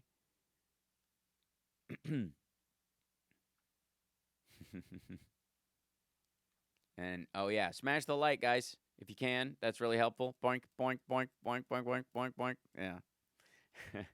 I'm trying. Can't stop lying. We're gonna have so September, around my birthday. I've got a show at Flappers the Sunday before here in LA. The jam night will probably be like a House Parks takeover if we can arrange that the following Tuesday, which is the day before my birthday. My birthday's actually on a Wednesday. I have a stand up that weekend after, which is my dad's on my dad's birthday. So either the week before or the week after, last week of September, or the second week of September, second or third. We will. I'm going to try and arrange a Chicago weekend that gets around that. So fingers crossed, we'll make that. Here in Miami, we have 3 conservative radio stations. INZ is a sports station without listeners. Randy Rhodes jokes about while disavowing ever being on it. Free market. Yeah. Well, that's there's nothing free about what Bain Capital is doing to the progressive talk market, and it's not an accident. It's a PR act. Mainly worried that if Biden or some other white guy wins the nomination, certain people will lose interest in the election, stay home from the polls, like they did in 2016. Those people are the same people who didn't vote for Hillary because Biden stuff. I mean, because of Sanders. If they're that delicate, we've lost them already. And if you're worrying about catering to that smaller crowd, you're not winning that crossover voter anyways. It's a tough one. Thank you, Billy. There you go. Glitch in the Matrix. Excellent. I appreciate that. Thank you, sir. You are too. Have you not been paying attention on the way the other sexual wrestlers lost their jobs? No. In reference to what? I mean, we spoke about the recently. And it's not something that I'm ignoring. God knows there's enough news to draw from. I don't know that, yeah. Thank you, Tom. Thank you so much. I got tossed over at the start of a broadcast, huh? Well, Kathy got exercised. I will vote for Biden in the general, but I will hold my nose. Franken versus Kevin Spacey, for example.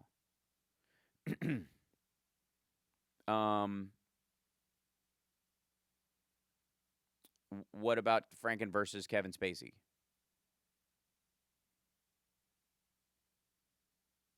Because do we agree that there's a difference between adult women and children and a child? That there's severity. Yeah, both lost their jobs. Agreed.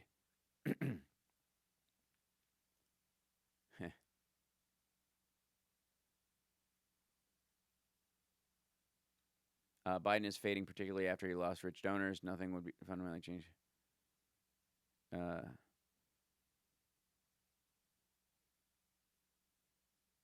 Well, the rich donors he's talking to aren't oil and gas magnates in that regard. About $7 USD, but still, I appreciate that. Tom, it's okay. It's Canadian. It's even more to my heart. Yeah.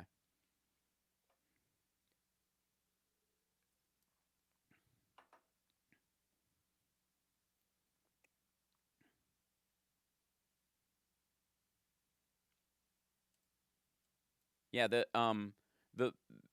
Carrie, I would be interested about your thoughts about the woman, specifically the woman who was on the USO trip, who grabbed the country artist guy's butt as he was running on stage without his permission, and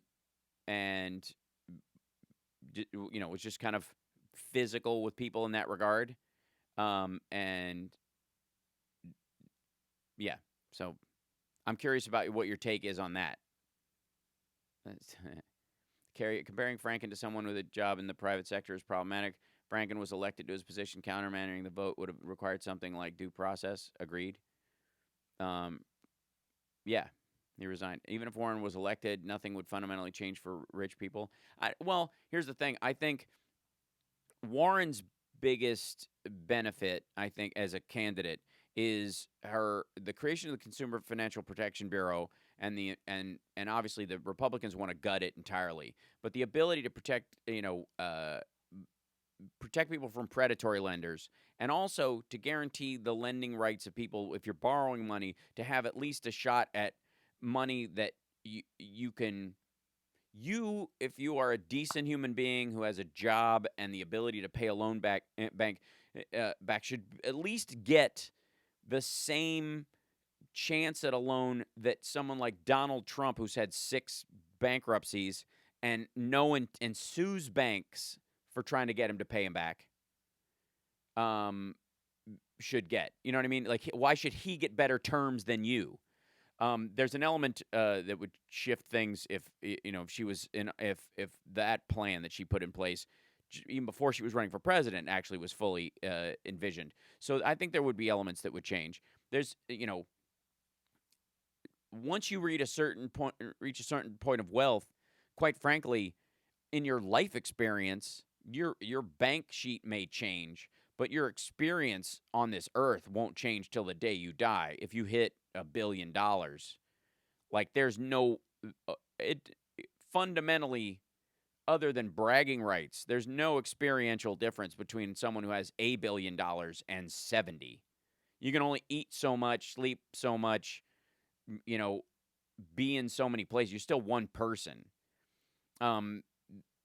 You can start other businesses, you can do other stuff, but as far as your internal experience, their lives, nobody's life changes after they've hit that point. And it's like the McCain remark, which he caught hell for, that $5 million is rich in this country, when he was really making the point that that's the line you never fall below. So,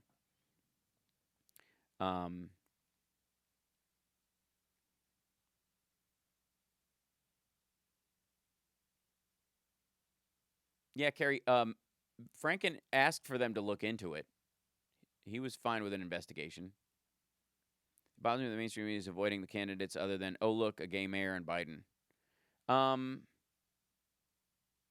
Yeah, well, I think they rotate through. Single payer is a better slogan than Medicare for all. It depends, because some people see single payer, and what they see in single payer is the government pays. And the government means the taxpayer, and the taxpayer means the taxpayers that pay taxes and can afford it, which means you're paying for the health care of other people. Like that's where that extrapolates into. Medicare for all is is a simplification of a plan already in place that you just expand in theory. When in reality it's actually Medicare for most. But there you go.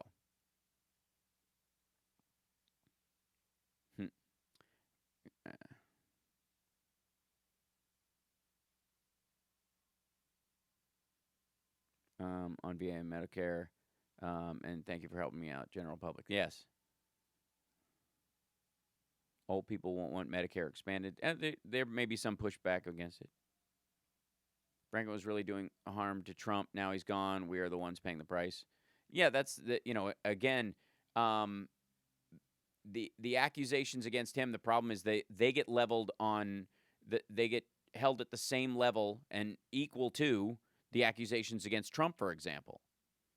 And Franken's in the end up the one who resigns and leaves his job after apologizing, modifying his behavior, admitting to behavior that he thought people may have misconstrued, but saying the other stuff that was untrue, having a conversation about it, asking for an investigation, resigning, taking one for the team. Meanwhile, Trump's in office.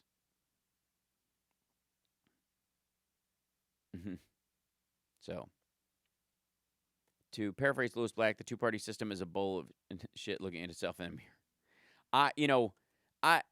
I don't have a problem with there being two political parties. If it was 6, we'd have parliamentary issues the way the Labour and Conservative parties in England have, and in the UK have, and eventually we'll have a couple or 3, or not at all.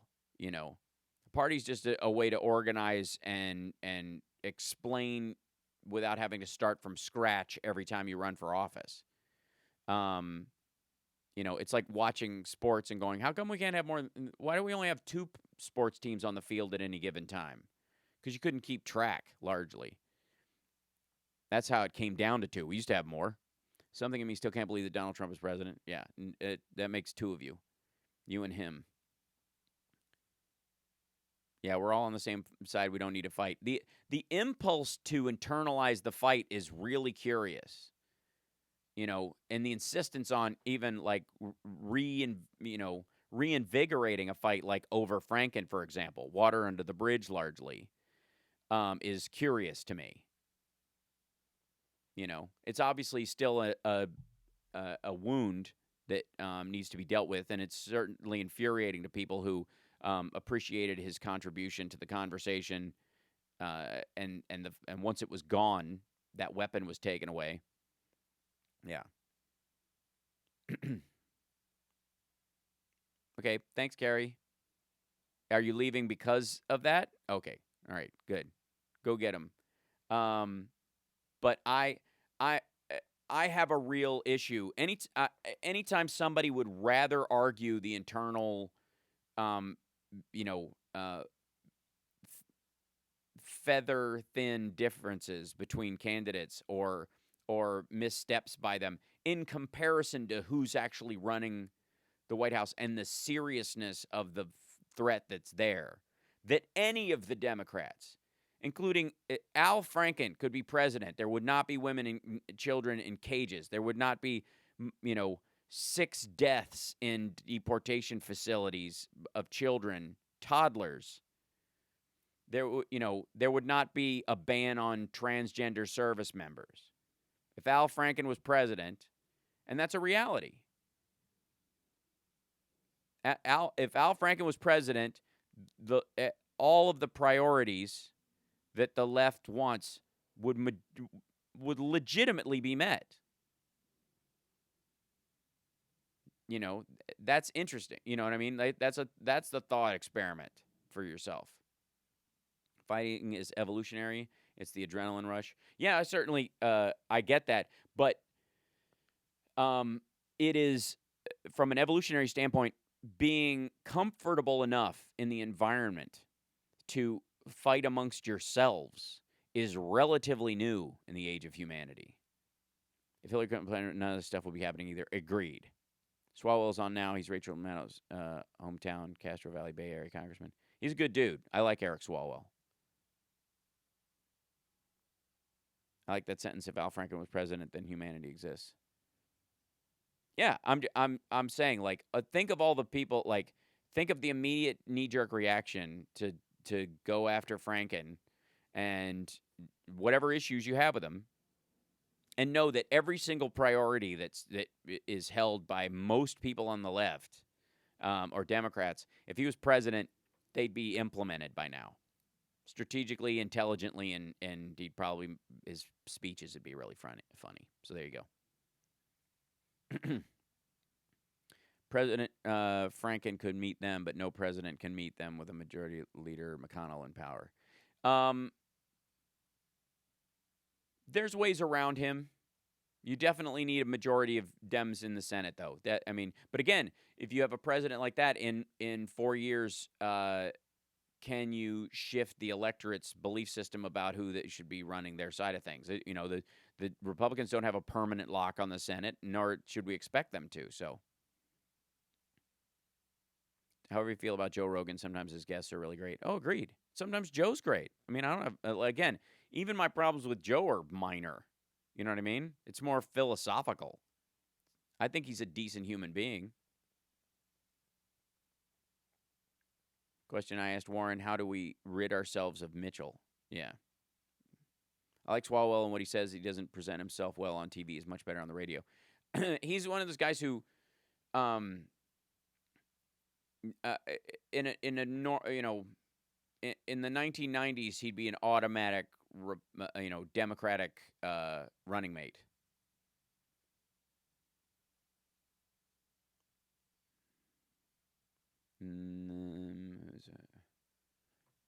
Hate who? Which one? Joe. I see. Admire how Frank and the railroading made me mad. Yeah. I mean, it's a big part of this, And again, these are all fine conversations to have. I was trying to...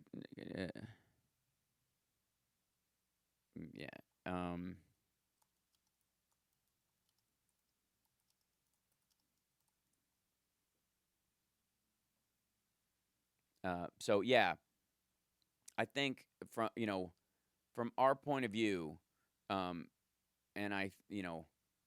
this is. There we go. Our worst case scenario, the worst Democrat you can think of, is better than what's going on in this circumstance. It's just a reality. It's just true. So, and that I think you have to keep in the front of your mind when all of these things come up, and they will, So,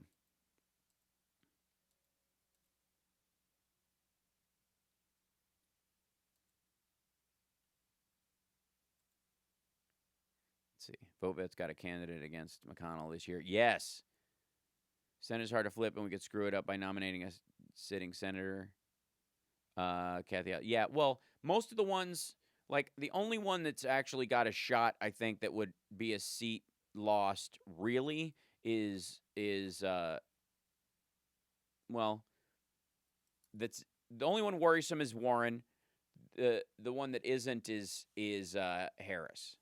And I think there is a strategy to Biden doesn't lose us a seat anywhere. That's that's definitely part of the equation,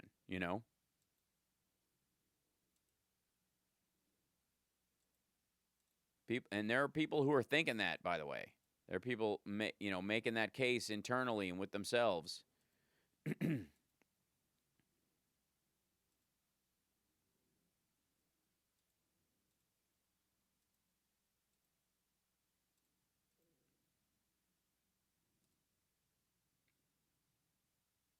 Love Warren best, but the seat is too valuable. I think that's a calculation people are making.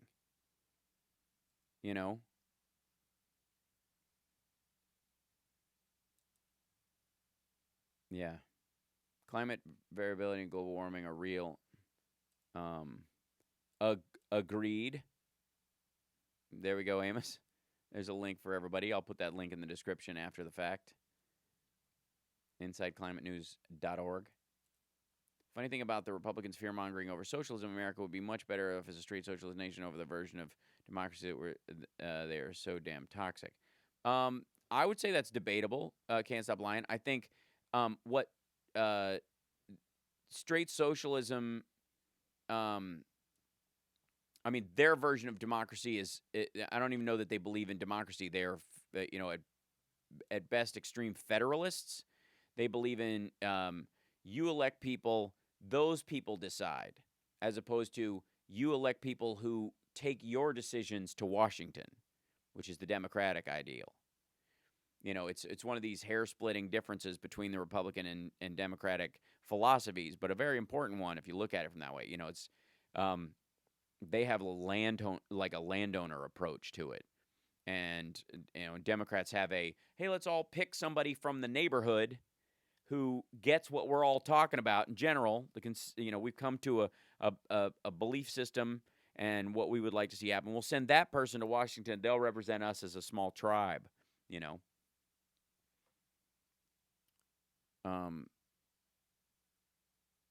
That people can't think past. Yeah. Well, socialism doesn't mean the actual socialism that existed. Genuine socialism, in a lot of ways, doesn't exist either. Never has. So, I'm not 100% in on, the phraseology around socialism. I think it loses more people than it gains. I think people spend a lot of time defending it when it actually doesn't even present their viewpoint strategically well. Because a lot of us, what we use that word like we use placeholders for anything, for political parties. Socialism works like the word Democrat does. Does it fully explain your belief system in one fell swoop? No. So, that's the tricky part about it.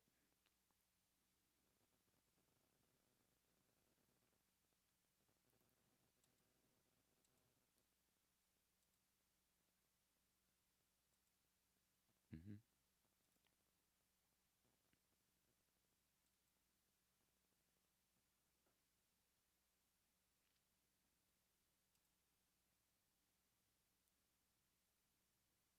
See, Democratic majorities in both houses and governor voting on cap and trade. Republicans left. They sent troopers to bring them back. Yeah, I sent that tweet out about that earlier. This dude was basically threatening to kill cops who came to bring him back to vote. This guy would rather kill police officers than upset his oil and gas donors. Socialism came out of the Revolution of 1848, right?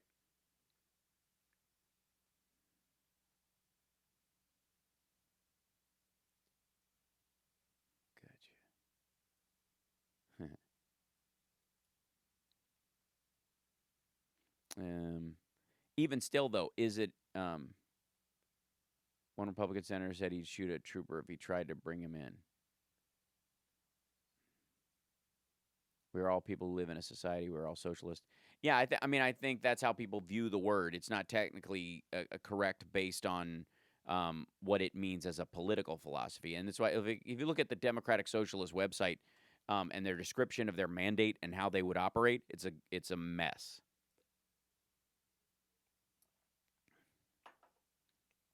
Yeah. We teach limited history in the Constitution. Agreed. We definitely need to expand our teaching of history.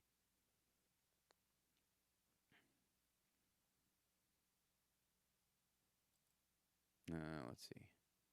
Try to get this. Aw. Jack, the sticker is great. Thanks, man. I didn't see the sticker before. It just came up on my feed. Thanks so much. That's awesome. That's so cool.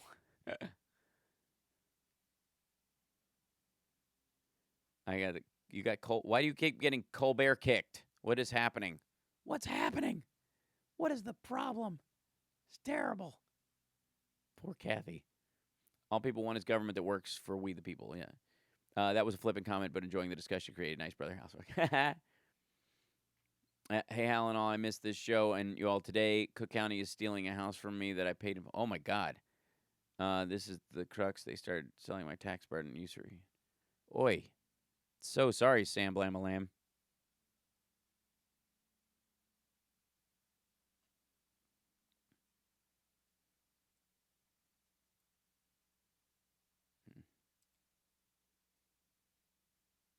Yeah, really sorry about that. Yike. When I was a kid, we mostly learned founding fathers to the civil rights movement. Yep, and then history stopped. The trouble with English language is that most words have more than one meaning in one part of speech. Well, it's true of a lot of languages. Chinese, for example, the word ma has 5 different meanings depending on how you pronounce it. And they're totally separate. One means to scold. One is the word for horse. One turns a sentence into a question. You know? Communism always devolves eventually into a totalitarian dictatorship, in my opinion. And most socialist governments have done the exact same thing as a governing philosophy. That's why I think it's a bad descriptor of what a democracy does. I don't know that democracies don't need an adjunct socialist philosophy. It's almost like socialism is a counterpoint word for capitalism when it effectively is not. It's not the answer to capitalism. Communism would be sort of an answer to capitalism. It's kind of a softening of that version of it. But democracy has elements of it in a constructed society that you could use the word socialist to describe, but are not strictly socialist belief systems. It is, think of democracy as black and socialism is Rachel Dolezal. It's someone trying to borrow the label of what democracy does and is to describe, something else. It doesn't mean socialism is bad, and how most people understand socialism these days is actually very different from, is a terrible analogy, but I'm trying. Most people, view socialism in its concept of like, it's because of socialism we have fire departments and roads and all those kind of things. When it's an interchangeable label that people have thrown in. But in reality, democracy has that as part of it. A democracy, representation through taxation, all that stuff, services provided through taxation to the general welfare is not a socialist thing, but a democratic thing in and of itself. It doesn't need this sidecar idea of socialism to justify those aspects of democracy. Those things are intrinsic to democracy. And my argument would be is that anyone who tries to remove them through hyper-privatization or elimination entirely of a social safety net or a structure like that is anti-democratic, which is clearly how the Republicans operate. So there you go. But life is not black and white. Agreed. Text can be, but it can be all sorts of colors as well.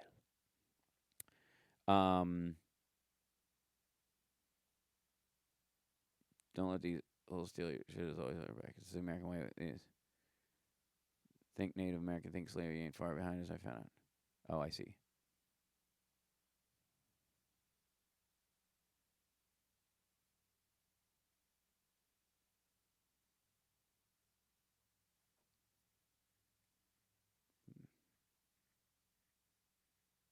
Well, Carl, in the area where we're talking about like private insurance, we have public schools and we have private schools. We have public universities, public community colleges, and private universities, and private community colleges and tech colleges and stuff like that. And that tension between the two has always improved things for the most part. There is no reason in my belief system that we can't have public insurance, a single-payer system the government operates, and a private one that adds on top of that or benefits it. It's the either-or part of it that scares most people, and with good reason, because if it collapses, it's gone forever. I've always supported the ACA's version of what a single-payer network would look like, which is a network of single payers run by individual states, where states can operate their own single-payer system for their own citizens. Say Washington states or California can have one. And if you live in Illinois, you can buy into that one, whichever state has the best one. And if it isn't working for you and it doesn't provide for what you need, you can switch states. You can, instead of going to your option is the single payer thing that's run by one federal government, one entity. That if Republicans get in charge and want to scuttle the whole damn thing, you're stuck, right? They just undermine it like they have with the ACA. If you allow for states to put them in, and you can buy across state lines into other markets, then the states don't run a profit on them. All the money that what would be profit from those things goes into the infrastructure of those states and helps the citizens of that state, and inevitably any taxes that go back to the federal government too that benefit as their economy grows. If their single payer system in that state doesn't work for you, you'd have the ability to choose from another state that might run theirs a little better, might have a better benefit package that you can benefit from. There's a lot of options there. But if it's just one federal system and the Mitch McConnells of the world can scuttle that and destroy it from the inside, you're kind of stuck. But if you have multiple states that deal with these problems on a big scale and you can buy into it simply like you would in any, through your taxes, you can choose, okay, I want Washington's system. And your tax dollars from the federal government will go to them, not to, your own state or whatever. It gives each state to have an impetus to drive their own. So, I do think Lieberman put a poison pill in the ACA to start. There's a bunch of poison pills. They tried to kill it. It's called retooling. If the HC insurance companies can't do that, then they don't have the right to exist. I would agree. I think that's true of any business. If you can't do your job without killing somebody, you can't do your job. Absolutely. You have public and private offerings on a level playing field. I think that's fine. Yeah, that would be my goal. There you go. Find a state law with low taxes or redeem your bank account, even if you paid in full on your house. Bottom line, why do we allow this? I don't know how that's even possible, Sam. I don't know the case of the story, but I'm really sorry you went after that. You're going through that. It's terrible. I'm curious about the mechanics of it. And how they would allow it. So send any information you have about what happened to my bookhal at iCloud. I'm curious about this. Let's see if there's anything we can do. That's the problem with the ACA. That continued existence of private insurance corporations mean that the ACA's natural enemies were able to lobby Republicans into killing the ACA. Yeah, but you won't eliminate them entirely if anybody can get paid outside the country. So let's say their multinationals have the right to operate in the country, and if a multinational national company operates as a private insurance company or fund or whatever, they can offer that to people. They will still pay through their American subsidiaries, the Republicans in office to try and kill the ACA. Like, that's going to exist there. But states themselves, if those states are competing for federal dollars, and a lot of those, especially the states that have a lot more people in them, if they can pass that benefit on to their citizens, and people can, good states can balance their budgets on that. There's a bunch of representatives who would like to see that state, that cash going into their state. By operating a system. A lot of these big healthcare providers and insurance companies who are with these states could, they might do, kind of co-pros with the state governments of Kansas and Missouri and try to compete on that level, helping them run their single payer and doing this private-public pairing or whatever, and argue that would work. And a lot of Republicans would maybe even for that to compete and get that dollar that's going to Washington, California, New York, Massachusetts, or even Texas. So, yeah. We need yeah.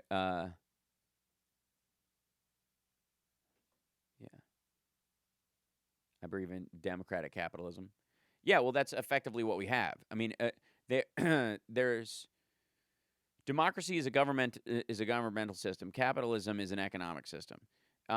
They don't have to be at odds, and they don't, but they operate in coordination a lot of times, because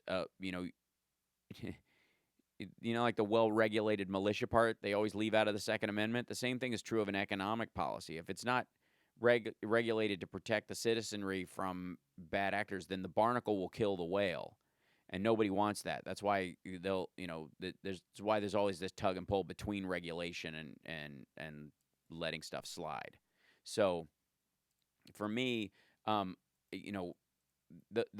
are the kind of situations that kind of sort of go without saying. And I think that's why but the problem is you have Elizabeth Warren coming out and saying I'm a capitalist through and through and catching hell for it. It's just awkward.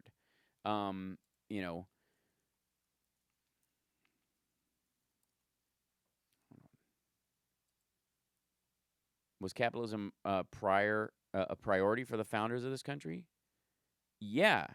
I mean, George Washington thought that everybody who served in government would go back to being farmers when they were done, and that America would become a nation of corn providers for the world. He saw America as a sort of a grain provider, as its raison d'etre, as the reason for its existence. I love how after 9/11, let's see, is all us put together. Let's get together as one nation. Then it comes to paying their fair taxes. It's FU. Yeah, well, that's the issue. That somehow it's always on. It's just like going to war. It's always on the backs of like send poor kids. Trump is the boy who cries wolf. I don't know. He's the wolf who cries boy. You might, yeah. He sees a Mexican kid, a Guatemalan kid coming across the border. It's a boy, terrorist. So, thank you guys for the super chats today. I greatly appreciate it. You don't, if you can use stickers and all kinds of other stuff, you can, do as much as you want or as little as you want, that kind of thing. If you're doing it regularly, I appreciate you becoming a Patreon subscriber. It's consistent and relatively painless and hidden in the background. And at any of the levels that you join, becoming a Patreon subscriber, you get one of the blue patches, which means if you ever come see me live anywhere, you get a guest in for free. There's only a limited number of these, by the way. Patreon, I think, allows me, I think I put 100 as the allowance for how many I can hand out of these as far as a tier or something like that. I could probably reinstate one or change it later on, but I'm not sure how to do that. So, but anyways, there you go. The badge is very pretty. It's very cool.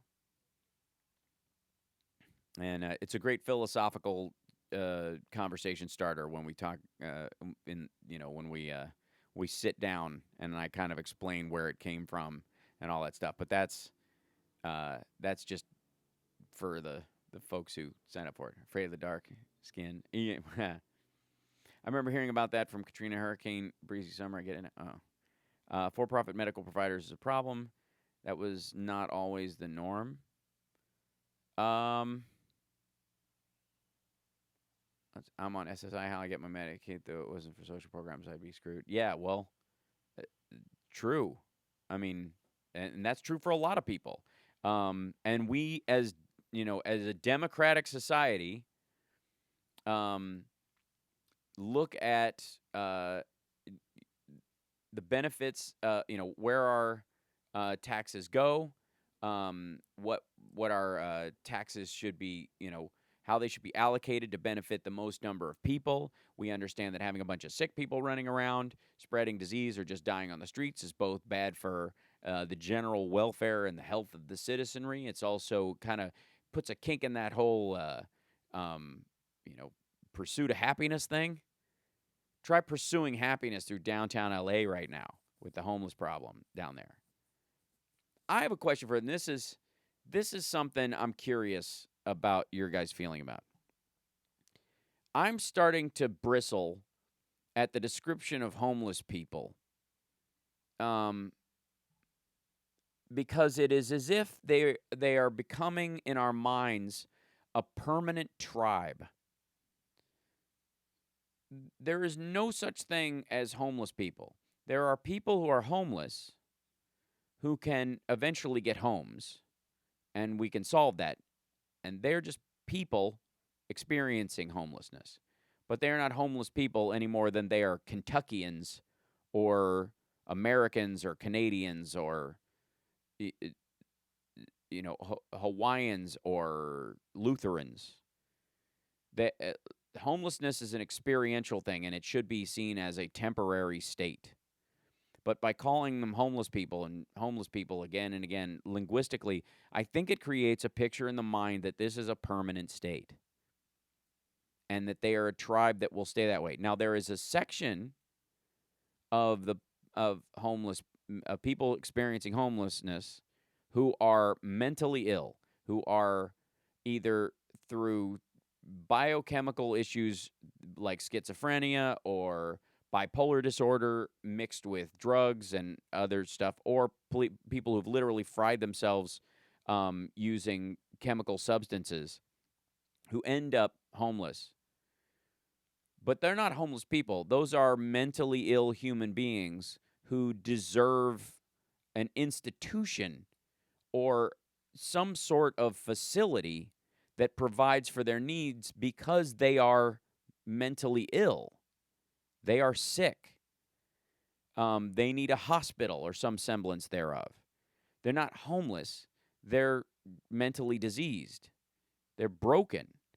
And so to just call them homeless and tribalize that into the same people who've like fallen through the cracks economically or having, who lost their homes due to debt or death or divorce or any of the other ones. I just feel like how we talk about them is an issue. We talk a lot about what words and, labeling and what pronouns and all that kind of stuff and how it matters and how people are seen. But the reality is the vast majority of the homeless people that are really stuck in that state are desperately mentally ill. The people who are not, who are either through addiction or simply just a series of bad economic and moral and emotional choices, who find themselves on the street, I wouldn't qualify those people as homeless people. I would consider those people who are homeless, if that makes sense. It's a tough one because then the more you tribalize it, the more it seems forever. You know what I mean? We talk about homeless people like we talk about Italians or something. Like we talk about NASCAR fans. You know what I mean? Like there's this understood stasis to it. And so, that's an interesting point. So Shirley P. says, here you go. Every person doesn't want a standard type dwelling. Some people want to live in a multi-person type of dwelling with other people. If asked, you'd be surprised at the answers. I wouldn't be, actually, and I know that that's out there. But I wouldn't consider those people homeless. There's a bunch of Topanga hippies who would agree with me. They live in lean-tos up in the hills. They wouldn't call themselves homeless. They don't have an address, but that doesn't mean they're homeless. You know what I mean? There's a big portion of people who are mentally ill who do not have a home because they don't know they're not a dragon or Napoleon. So I wouldn't call them homeless. I would because it's not that they've lost a home or they're without a home. We as a society are not providing the mental health services for people who are absolutely off the reservation psychologically. And that's on us. And that person who's in that state will never have a home. Like the idea that they even are aware of what the structure that they're in is an absurdity. I mean, some of the folks walking around downtown LA are gone. They are, for all practical purposes, human automatons. They operate on a very fixed schedule of emotional responses and references. They loop through arguments real and imagined from the past and their perceived future. They self-medicate with the most vicious chemicals. And it's heartbreaking. But that's not a homeless person. It's because almost homelessness as a category means it came up because of the idea of being sober. Like somebody asked me if I was sober because I've never drank, and they were like, and when I didn't drink, they were like, oh, are you sober? I like almost apologetically thinking I'd had a problem, and I stopped drinking. And I'm like, no, I've never have. So I started ruminating on the idea of whether or not I qualify as being sober, but I don't think so because I think you have to have. That sober is a referential state beyond normalcy that means you were at one point drunk, right? And then I started ruminating on the exact same circumstance when it comes to homelessness, that home has to be in the picture for you to be homeless. And to include people who are experiencing homelessness, who are economically disadvantaged, who can be put in a system of strategy to help them fix that, and keeping them in the same group as people who are violently mentally ill or internally broken, and mixing those crowds up as if they're the same is damaging to both groups, because you'll try to solve the housing crisis and circumstance by taking a schizophrenic person and putting them in a low-cost apartment, and when they set fire to the place or freak out and leave, you'll go, well, that doesn't work because homeless people don't know how to blah, blah, blah.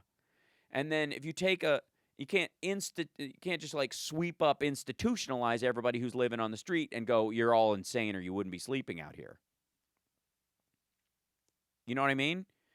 These are two separate problems we are treating as one, and because we are tribalizing the word homeless. Homelessness is a problem, and Carlin, called it houselessness, and I used to call them in my stand-up apartmentless people, because even a house is a bit of a reach for a lot of folks. Mixed in with mentally ill people, which is, like I said, and I would consider both people who are biologically a mess, schizophrenic, bipolar, who are dealing with usually multiple mental illnesses, requiring treatment, care, and medicine on a scale that, is Herculean, mixed in with people who are maybe through drugs or alcohol, ended up on the street, but are absolutely capable of righting the direction of their lives and getting back on, back into normal society and benefiting themselves and everyone else, and not being a burden to anybody else, being, a valuable member of society, contributing both to themselves and everyone else, that just, needs a alcohol treatment program or something, or needs an opportunity to get cleaned up and get a job, and those kind of programs that are put in place, which are incredibly valuable. The places that feed people who are experiencing homelessness feed all of those people exactly the same, and the tribes, break down. There's a bunch of people. And then there's the rare choice homeless person who, just decides that they want to hippie their way through the world. That's fine. Rare, it exists. LA, it exists, on its own in a weird, like I said, the Topanga folks. There's some people who are doing it downtown. There's also, unfortunately, a large number of sexual predators who are living on the street, who have to register as a sex offender to move. So they just couldn't find a place to live at some point, started falling through the cracks, probably started drinking and doing drugs as well, layered some problems, and now we have a lot of people who are on the sex offender registry, unregistered, living on the street. In amongst homeless people with families and the mentally ill. It's rough. And the problem with the label of homelessness, and I don't quite know my way out of it yet, but it's something I've been ruminating on, and I'm just curious what you guys think about it, is that it's too blanket a statement for the complexity of the problem. And again, it creates a permanency in its description. It makes something that is a transigent state a tribal descriptor, and that I think causes the majority of the problems around it. I want to roll back and get to some of the chat and see what you guys said.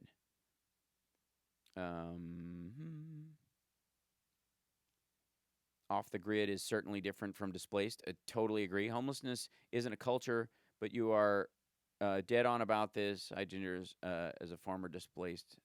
Yeah.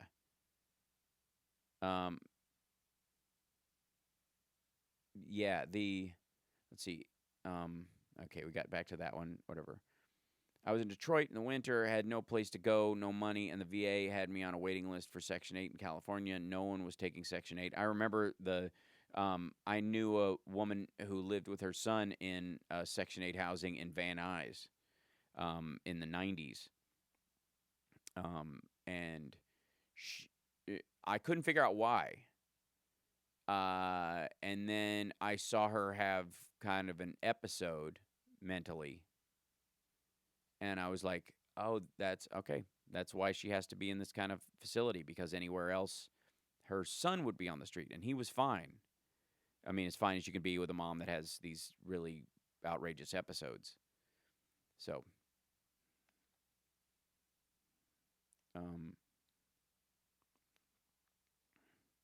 well, if you've never been drunk or high, how do you quantify sober? Well, like I said, sober, I think, is a referential word. Sober is something that people is a state post being drunk.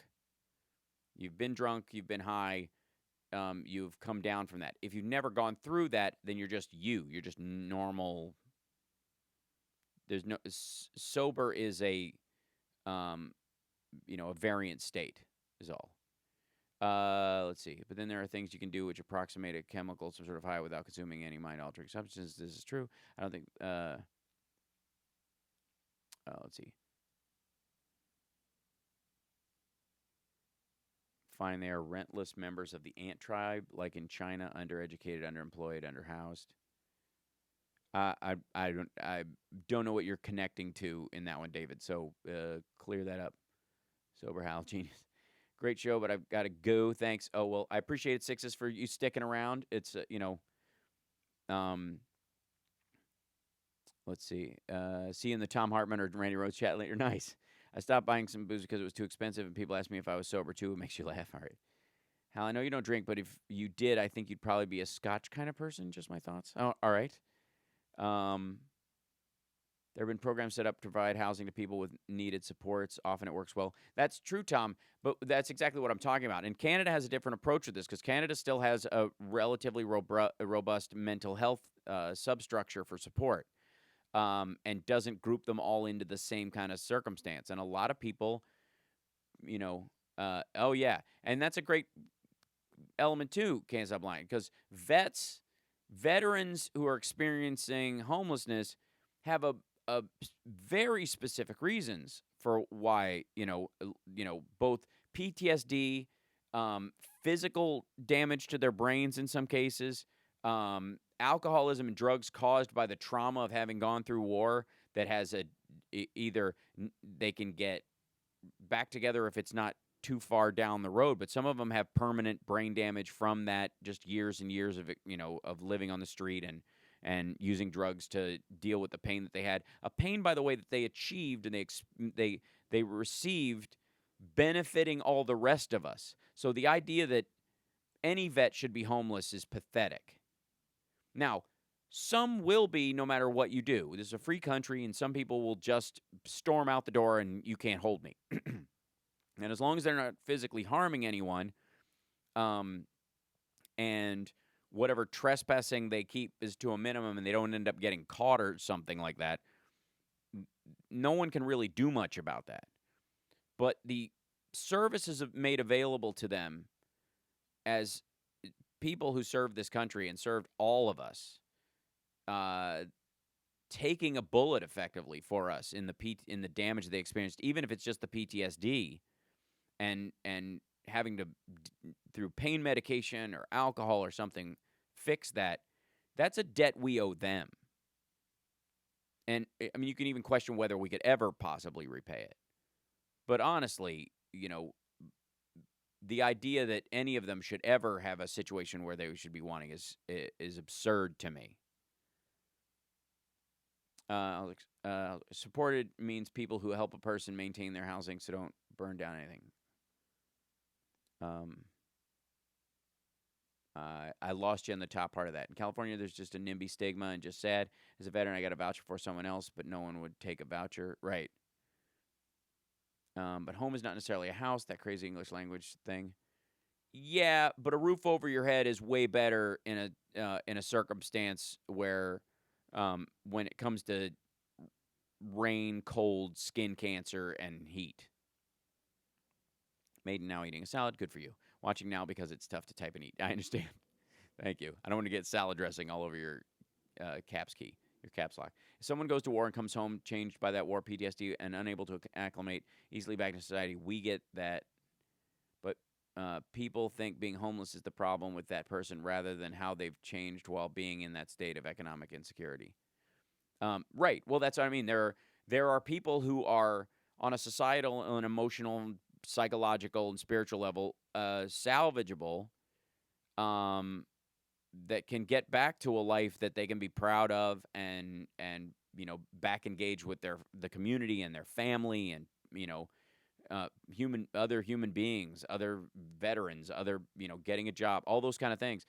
Those people exist. Then there are people who will never get that, who are barking at the sky, and we can't lump that tribe into one group of people and try to find a solution for it. Well, how do we solve the homelessness problem? It's like asking, how do we make all boats seaworthy?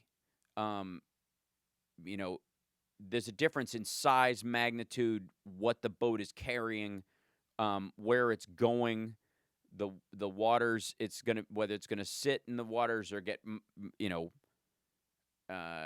taken out. Like there's all kinds of factors, and if we use these blanket statements, it's really about the word homelessness or homeless specifically that's been concerning to me, because I feel like it changes. It makes us dismissive of a very diverse group of human beings who are experiencing a very diverse set of experiences. And in doing that, we make it impossible to solve.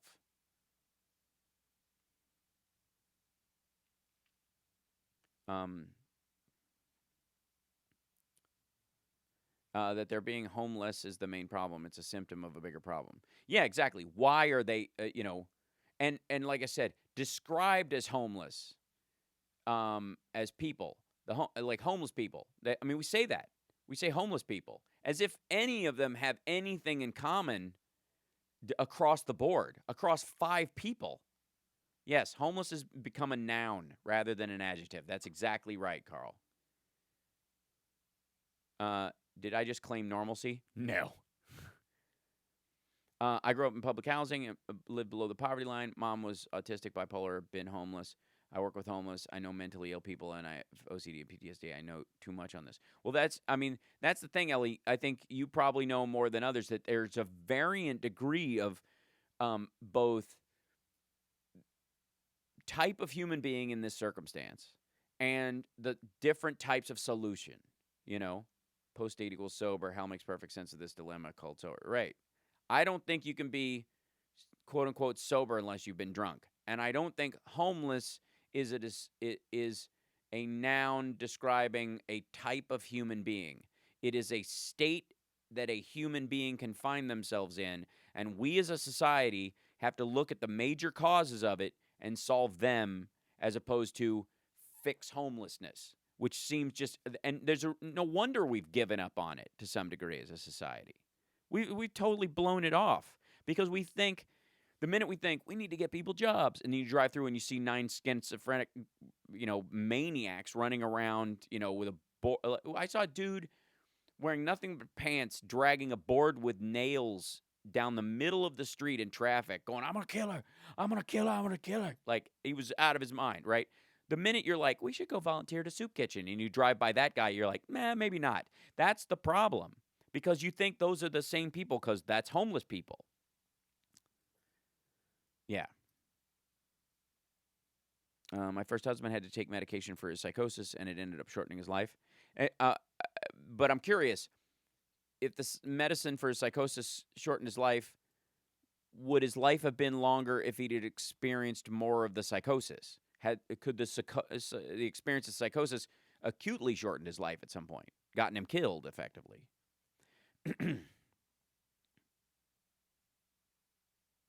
You know, that's I mean, that's a tough call. I can't know, but I'm curious about that. Watching Jon Stewart meet with politicians last week was embarrassing for America. We celebrate heroes like vets, 9/11 responders, then treat them like trash. We don't serve our public servants. I would agree, and I also think this is indicative of how we treat the weakest among us, the mentally ill, and the stigma around it, and the scary part of it, drives people away from wanting to solve it. And like I said, you don't, sort of you make sure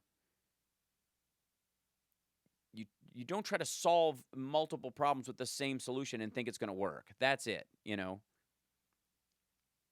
And Kathy used the word displaced, and I think displaced is an interesting one. Like people who find themselves homeless after a tornado wipes out their trailer in Kansas, and they can't get back on their feet, and their relatives lived in one too, and they're wiped out. So they're in a shelter till they get on a government program, and then they're just on the street because that runs out, and there's no way to get a toehold. And while they're in this mix of people who they go, oh, well, everybody's homeless, we'll put them in a shelter without much of an evaluation. And then people, who are half in the bag end up sharing their antipsychotic medication with other people or self-medicating with other illicit drugs. The mix happens there. Then the person who's already in a rough spot goes on a downward spiral because they're medicating to get rid of the pain and stuff, and it's difficult. The lifeline programs for people who are economically displaced or homeless for a time need to be much more acceptable, much more visible, much more obvious. And the people who are involved in operating them, I think, need to be able to bifurcate the difference for themselves between helping this group of people, which they are mandated to help, and people who are simply mentally ill and need other help. It's just this painting with a broad brush, I think, makes it overwhelming and is why we're not fixing it. That's it.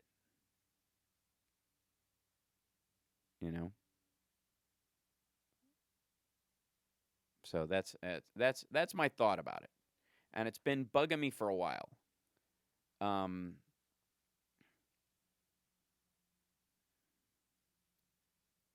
So, yeah. Psychosis is no quality of life. Saw my brother-in-laws go through it. It was awful. Yeah. My Aunt Karen was mentally ill. Went through a lot of stuff. They put her on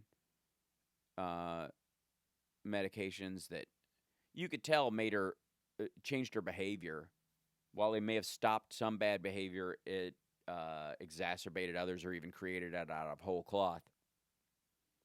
And she ended up committing suicide. And it's a debate in the family even whether she intended for it to work. Whether it was she attempted it many times for attention, and this one just accidentally worked. And she would go through the whole process. But she was, at the end, my mom and my uncle and myself, we were all paying her rent at a hotel, an extended stay hotel.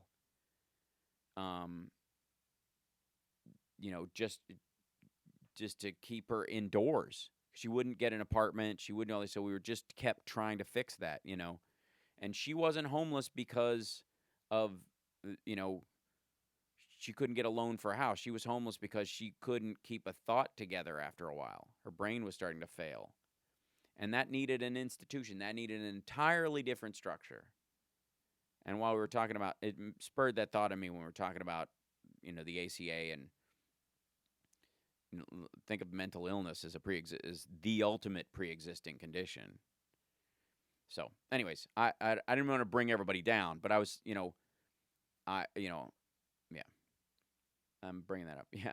And on a lighter note, chocolate, anyone? My mom can't eat chocolate because it gives her heart palpitations. So we always have to have some sort of alternate or whatever. I like dark chocolate. 55 to 70% is a good window for me. I don't mind eating darker than that, but if I do, I usually will dip it in peanut butter. There you go.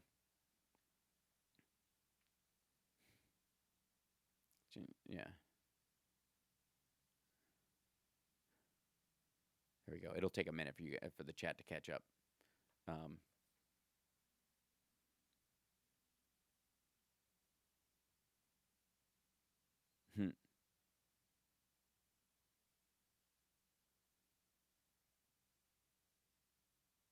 I know that's true. Yeah.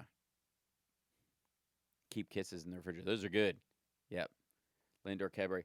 I like the Cadbury cream eggs. I'm not gonna. That's true. I'm just trying to solve it, Amos. Damn it. No milk chocolate. Speaker Pelosi must advocate for milk. She can't eat chocolate. Nope. You had some sweet tea the other day. Damn it. I had some sweet tea like 2 weeks ago because I just didn't think about where I was, and I just went and got tea out of, I was, where was I? I was like doing a show, and they just had like, I was like, you guys have iced tea? I'm like, yeah, machine over there, ice, put it on there. I drank it. It was like, Jesus Christ. It was so sweet. It's horrible. Now we need a happy ending for the post show. All right, I'll do what the best I can. I am happy. You are happy. Let us happy together. I can't imagine a chocolateless experience existence. I don't know, man. Let's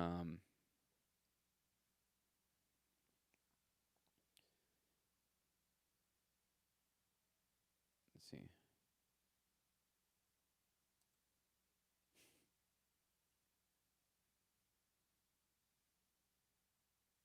There you go. Where are we rolling? Never had bad chocolate.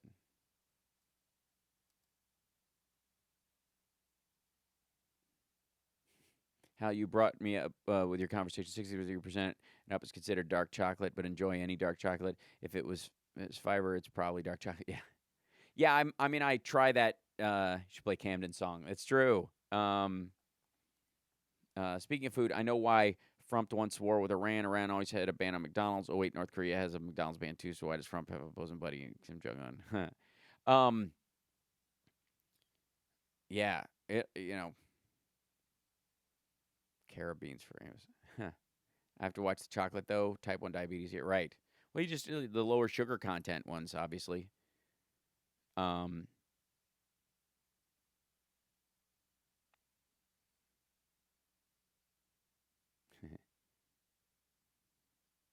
such thing as bad chocolate. Sometimes there is. Yeah. I never, excuse me, I don't like Toblerones. Can I say that and get away with it? I don't, because it's weird to eat. Like, it pokes the roof of my mouth. I really want to try cacao fruit fresh. Where can that happen? Can't Stop Lying. That's still my favorite bit of yours, Hal, and Trump building and hemp building materials. Oh yeah, right. The house during a house fire, right?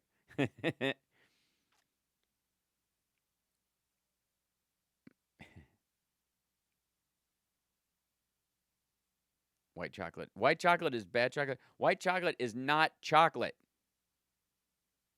Don't try to Rachel Dolezal my snacks.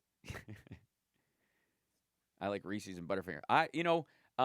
Reese's was my favorite growing up, and I enjoy Butterfinger as well on occasion. That's true.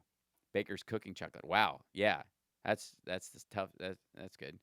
White chocolate is not my favorite. It's not chocolate.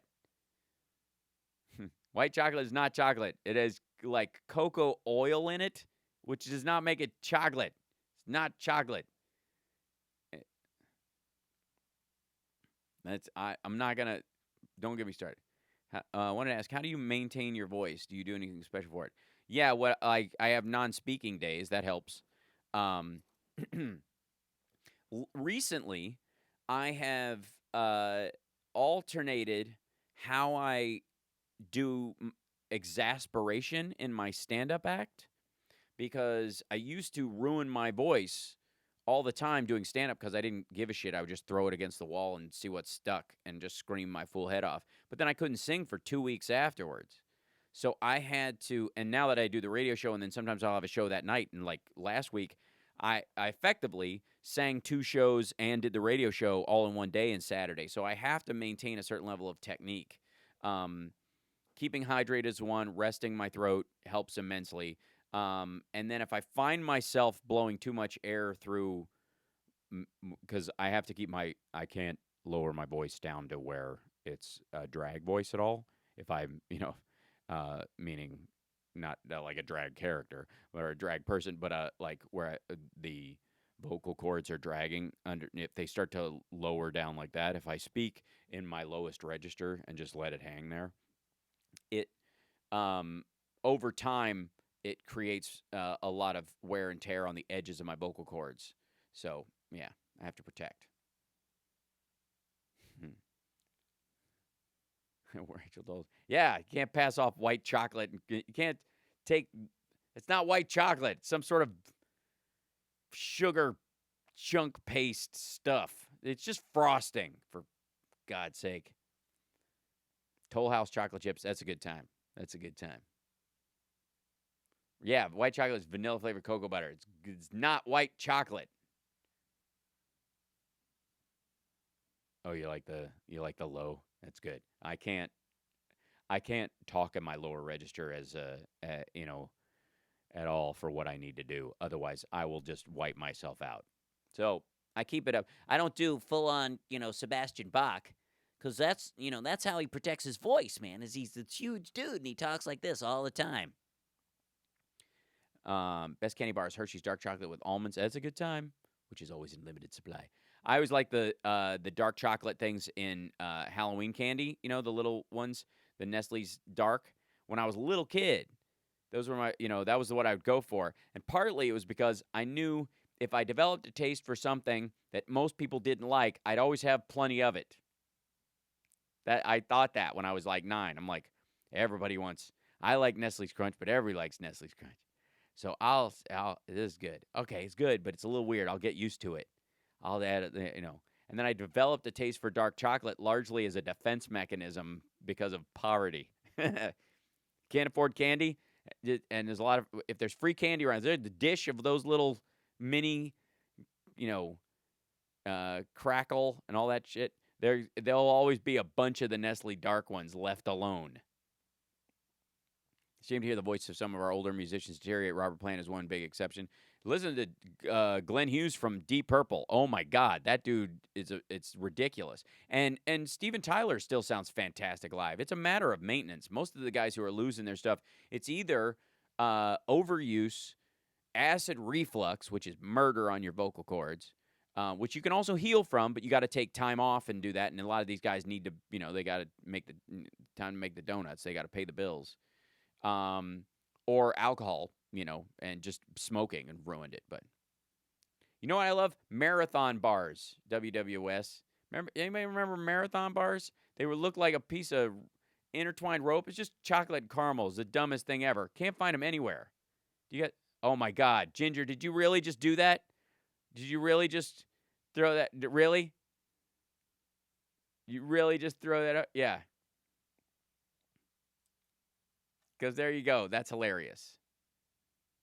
Axl Rose ruined his voice. Yeah, and that's one of the ways to do it. And I think that's alcohol and acid reflux. You can look at anybody whose diet's really bad, and he looks, if you got really bloated like that, more than likely you're experiencing a level of dietary distress, and acid reflux will be one of the things that does that for you.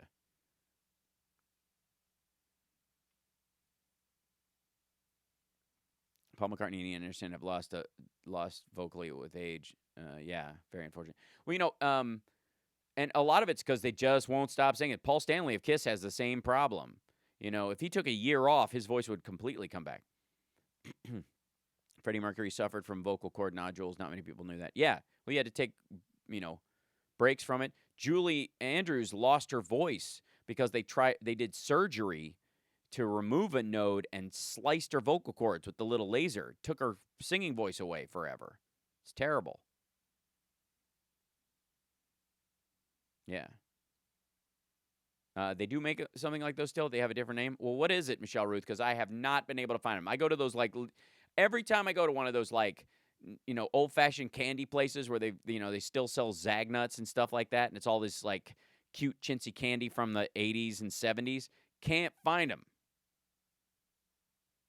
Yes, nodes can ruin a singing career. They can also create one in the case of David Lee Roth, because I think his became calcified and stayed there. That David Lee Roth scream is literally just a couple of nodes that happen to be in tune.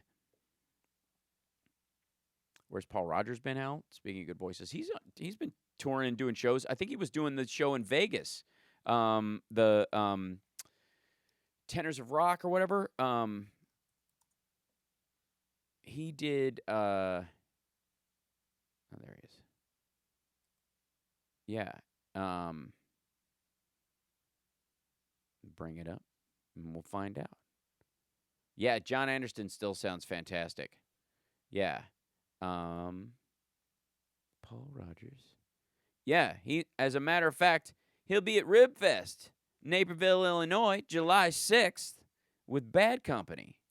If you're in the Illinois area, you want to head down to Naperville, check out our boy Paul Rogers singing with Bad Company. He's in Hammond, Indiana a week later. A couple days after that, he's in Ridgefield, Washington, and then Auburn, Washington. And he's back in Columbus, Ohio. They're just ping-ponging across this whole thing. Then they're back in Springfield, Illinois.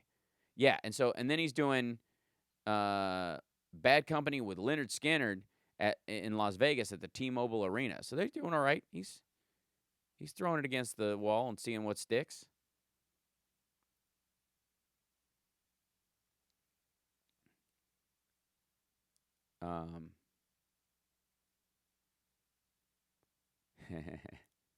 Yeah, Ginger, we share so much. We both have gone looking for marathon bars in those weird little candy outlet stores. If we ever find them, we have to text each other immediately. Which hurts, Amos? He goes, that hurts just thinking about that. You mean the nodules on David Lee Roth's voice? Yeah. Well, some dudes just have that rasp. Listen to the dude from Tesla. Those are all just micro nodes just staying there.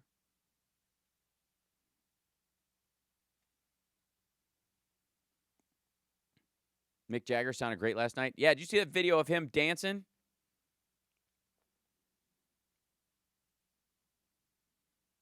Oh, wait. What's awesome? Wait, did I miss it? What happened? Cadbury makes some house parks. They're called a Curly Whirly. What? And you like 80s pop. Of course we do. Yeah. Oh, David Lee Roth. Yeah. Well, that's, I have a couple of scratches in my vocal cords that are relatively permanent, and that's how I do the David Lee Roth scream for Nerd Halen. Because I can do the whole, hold on one second so I don't deafen myself. You can almost hear the second tone in there. I'll do it. Hold on. Woohoo! There it is. So you have to over push, and then it pops. It's very weird. It's hard to do without my headphones in. Satchmo, absolutely. Jagger's going to outlive us all. He is. I linked already the Curly Whirly in there for you. Oh, man. Yeah. Feel free to super chat for the Curly Whirly Fund. And it's a good time.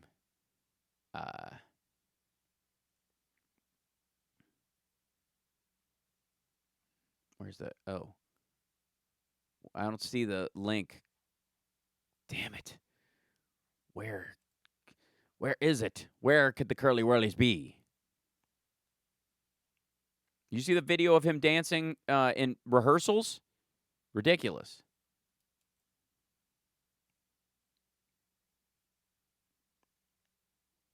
Since I retired, I can go for days without singing.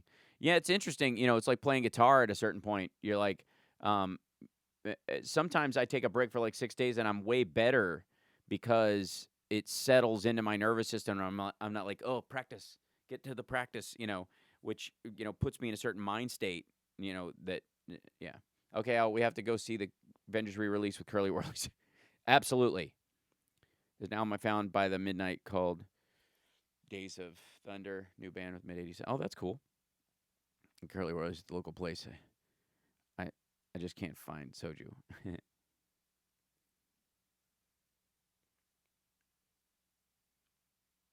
My wife tells me to go without singing. Period. Right?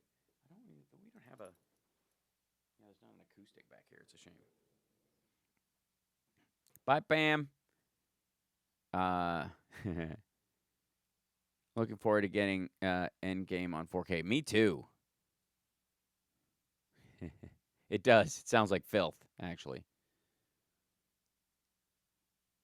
So like somebody in one of those candy stores going, "Do you mind if I squeeze in behind you? I'm trying to get a curly whirly." Hey, easy, easy. Can I just say we had 2 little glitches in audio on the radio today, minor and not total shutdowns, and man, how Steven Tyler's vocal nodules are in tune, funniest thing I've ever heard in years. It's true. Can you guys see this link I keep putting up? I can't see it in this one. I may be able to, hold on. I may be able to see it in the, YouTube has a separate, because I now can watch the chat in the streaming software that I'm using, and it doesn't necessarily show me everything, so I'm going to check. Check. Okay, stop the stream so that I don't have to look at this. Nope. I have a solution, though. I might, hold on. Let's see if I can do this. Where are you? I got to find Can't Stop Lines graphic. There it is. Hold on. Whoops. That's not it. Boink. Now you can, I think. CSL. I think you can add it now. My ex-girlfriend is into a band that's basically a ripoff of Guar that sounds like a bad 80s metal band called Lordy. I know of Lordy. A friend worked at Cadbury, brought a suitcase all the way from the UK. Oh, wow, just wow. Wow, it sounds so illicit. Yeah, so try again, Can't Stop Lying. See if you can add the thing now.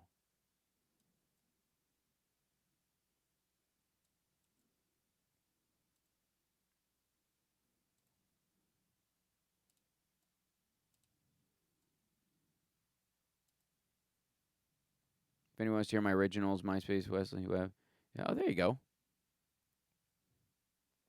Thanks, Wesley Webb. Coffee crisps. Oh, yeah, coffee crisps are good. I had those when I was up in Canada. Error, try again. Damn it. Let's see. But I made you a moderator. I allowed you. I don't know how. It's so hard to tell. Why can't it?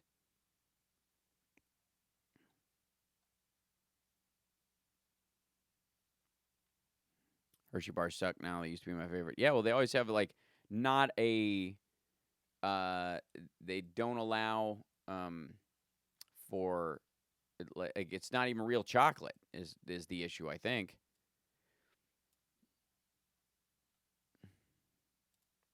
Although one of my all-time favorite genres is basically 90s pop singer shoegazer scene that spawned. I will say Lordy's first album, Get Heavy, is really good, and there's a track from the others that are good, but overall they are terrible. Dude, what do you think of The Darkness? You can talk about, like, you know, throwback bands.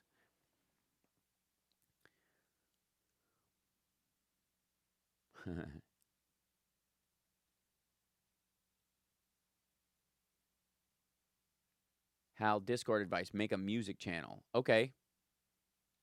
In Discord? I don't understand. You'll have to send me a link to something on there that that I can see, like, and so I can watch what they're doing.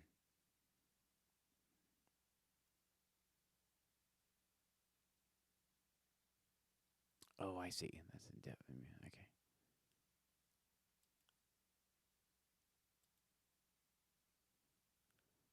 Double D Dose, best band out of LA ever. Oh. Since they started putting high fructose corn syrup as a sweetener and everything, it's been bad for a lot of former favorite snacks. Yeah, because they don't taste the same. Found and ordered. This was such a productive chat. Oh, look at that. It did work.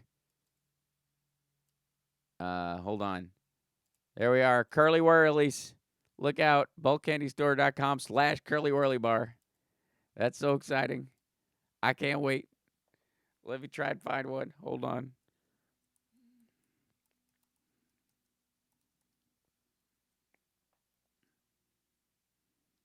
Free shipping to Louisiana. I don't know why it said that right out of the way. All right.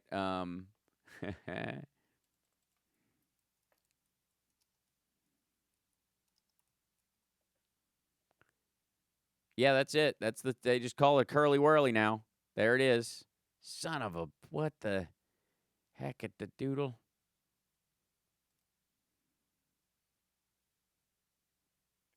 Oldtimecandy.com. The Marathon Bar is gone, but the Cadbury Curly Whirly definitely takes its place. It's about the same size as the original. It is 1 by 8 inches of braided caramel covered with milk chocolate. You will not be disappointed. Look at that thing. You can buy them by the bar. This is a 9-ounce box of 48 bars. It's out of stock. That's so funny. Awesome. Thank you for finding that, you guys. It's so now Ginger and I can sleep well. My wife likes Pop-Tarts. I wish she wouldn't eat them. Oh, my God. Pop-Tarts are hideous. In 3 weeks, Hal walks in, curly, dripping from... This is Drew. Thank you, Can't Stop Lying. I appreciate it. You'll have to meet me down at one of the Vegas candy shops that has those things, where the little walk-in things. I bet they'd have them.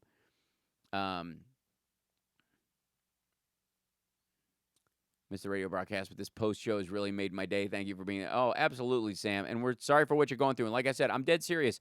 Email me the details of what you're going through. If there's anything we can do to kind of right it or rectify it or help it or stop it from happening to somebody else, I'm all in.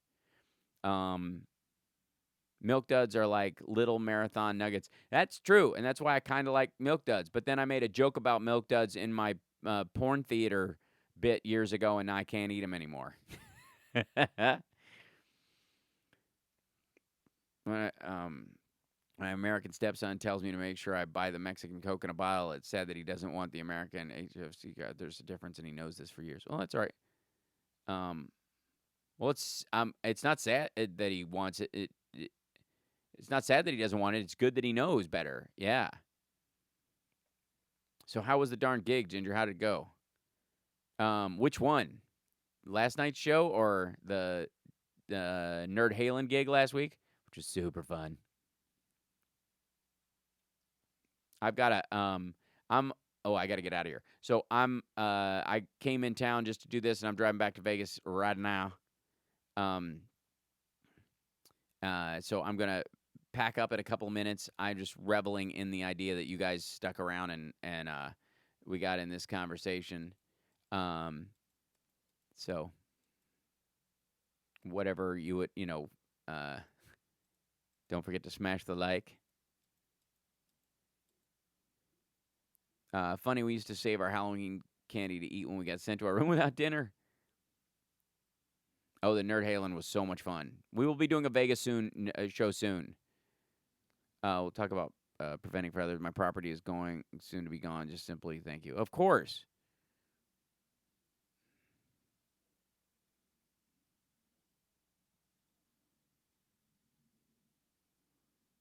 Funk soul band in the 90s. Thank you so much, Charles. I appreciate that. We have Vegas Magian here today. Magician? Were you saying magician? Magian? Like, yes. Like, smash. Thank you. Now, look, I got 108 thumbs up. We're good. I've had my Nerd Halen tea since the first week you mentioned it. Oh, thank you. But I appreciate you guys. Listen to the Nightbot. Smash that like and subscribe. Thank you, Nightbot. You little drone I've set loose on you. If I do drink it, I only drink Mexican Coke. There you go. Nerd Halen tea. It is not sweet. I like Rolos. My sister loved Rolos. It was the only candy we agreed on. There you go. Kamala Harris is so dynamic and real. She just gives me the feeling she's going to be speaking from her heart. I like her a lot, too. Do they put fentanyl in Mexican Coke? No.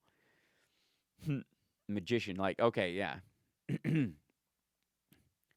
used to like Columbia Coke. Easy. Thank you, CSN. Now I like 2 CSN groups. All right, there you go. Nerd Halen idea. Sell nerds candy. That's a good idea. Allison, now Curly Whirlies is a Patreon premium. Okay, deal. I don't know how they'll travel in the mail, but we'll see. I sent Hal. Yes, she took some video of it. I'm cutting together a little clip reel for us for the booker, but also to start posting online too. So, but I've got so much, I've got so much editing to do this week. It's crazy. But anyways, so I'm, yeah. Thank you, Ginger. I appreciate that. And then we'll start leaking out little pieces of it, for people to see, and the patrons will get to see stuff early. Yeah. Oh, cool, Ginger. That's awesome.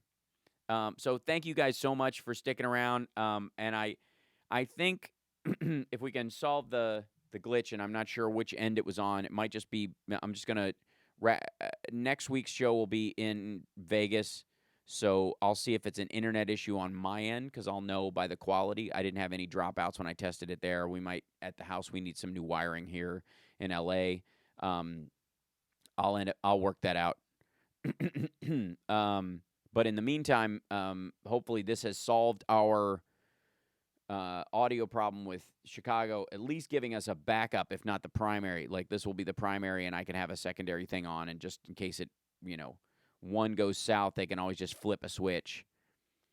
And fingers crossed. But it seemed to have worked really well today. I love you guys. I appreciate you guys sticking around. I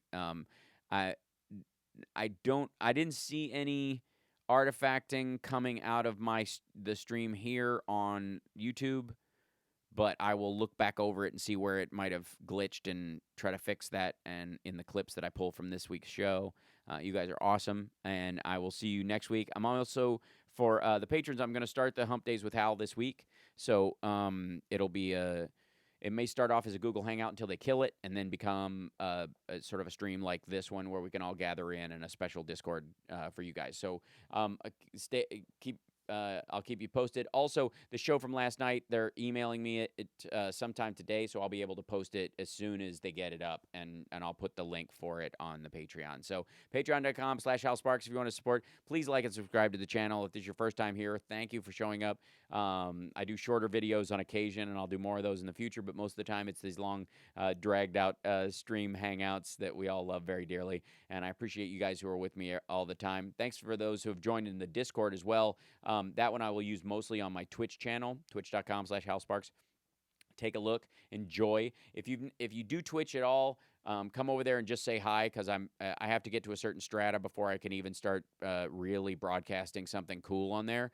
So I'll just be gaming and wasting time effectively while I'm doing renders. So if you get a chance, twitch.com/HalSparks, and just say hi in the chat room. If you see any activity in there, I'll post when I'm on, and you guys are awesome, and thanks so much, and have a fantastic day, and take care of yourself, and take care of somebody else. I'll see you next time. Bye.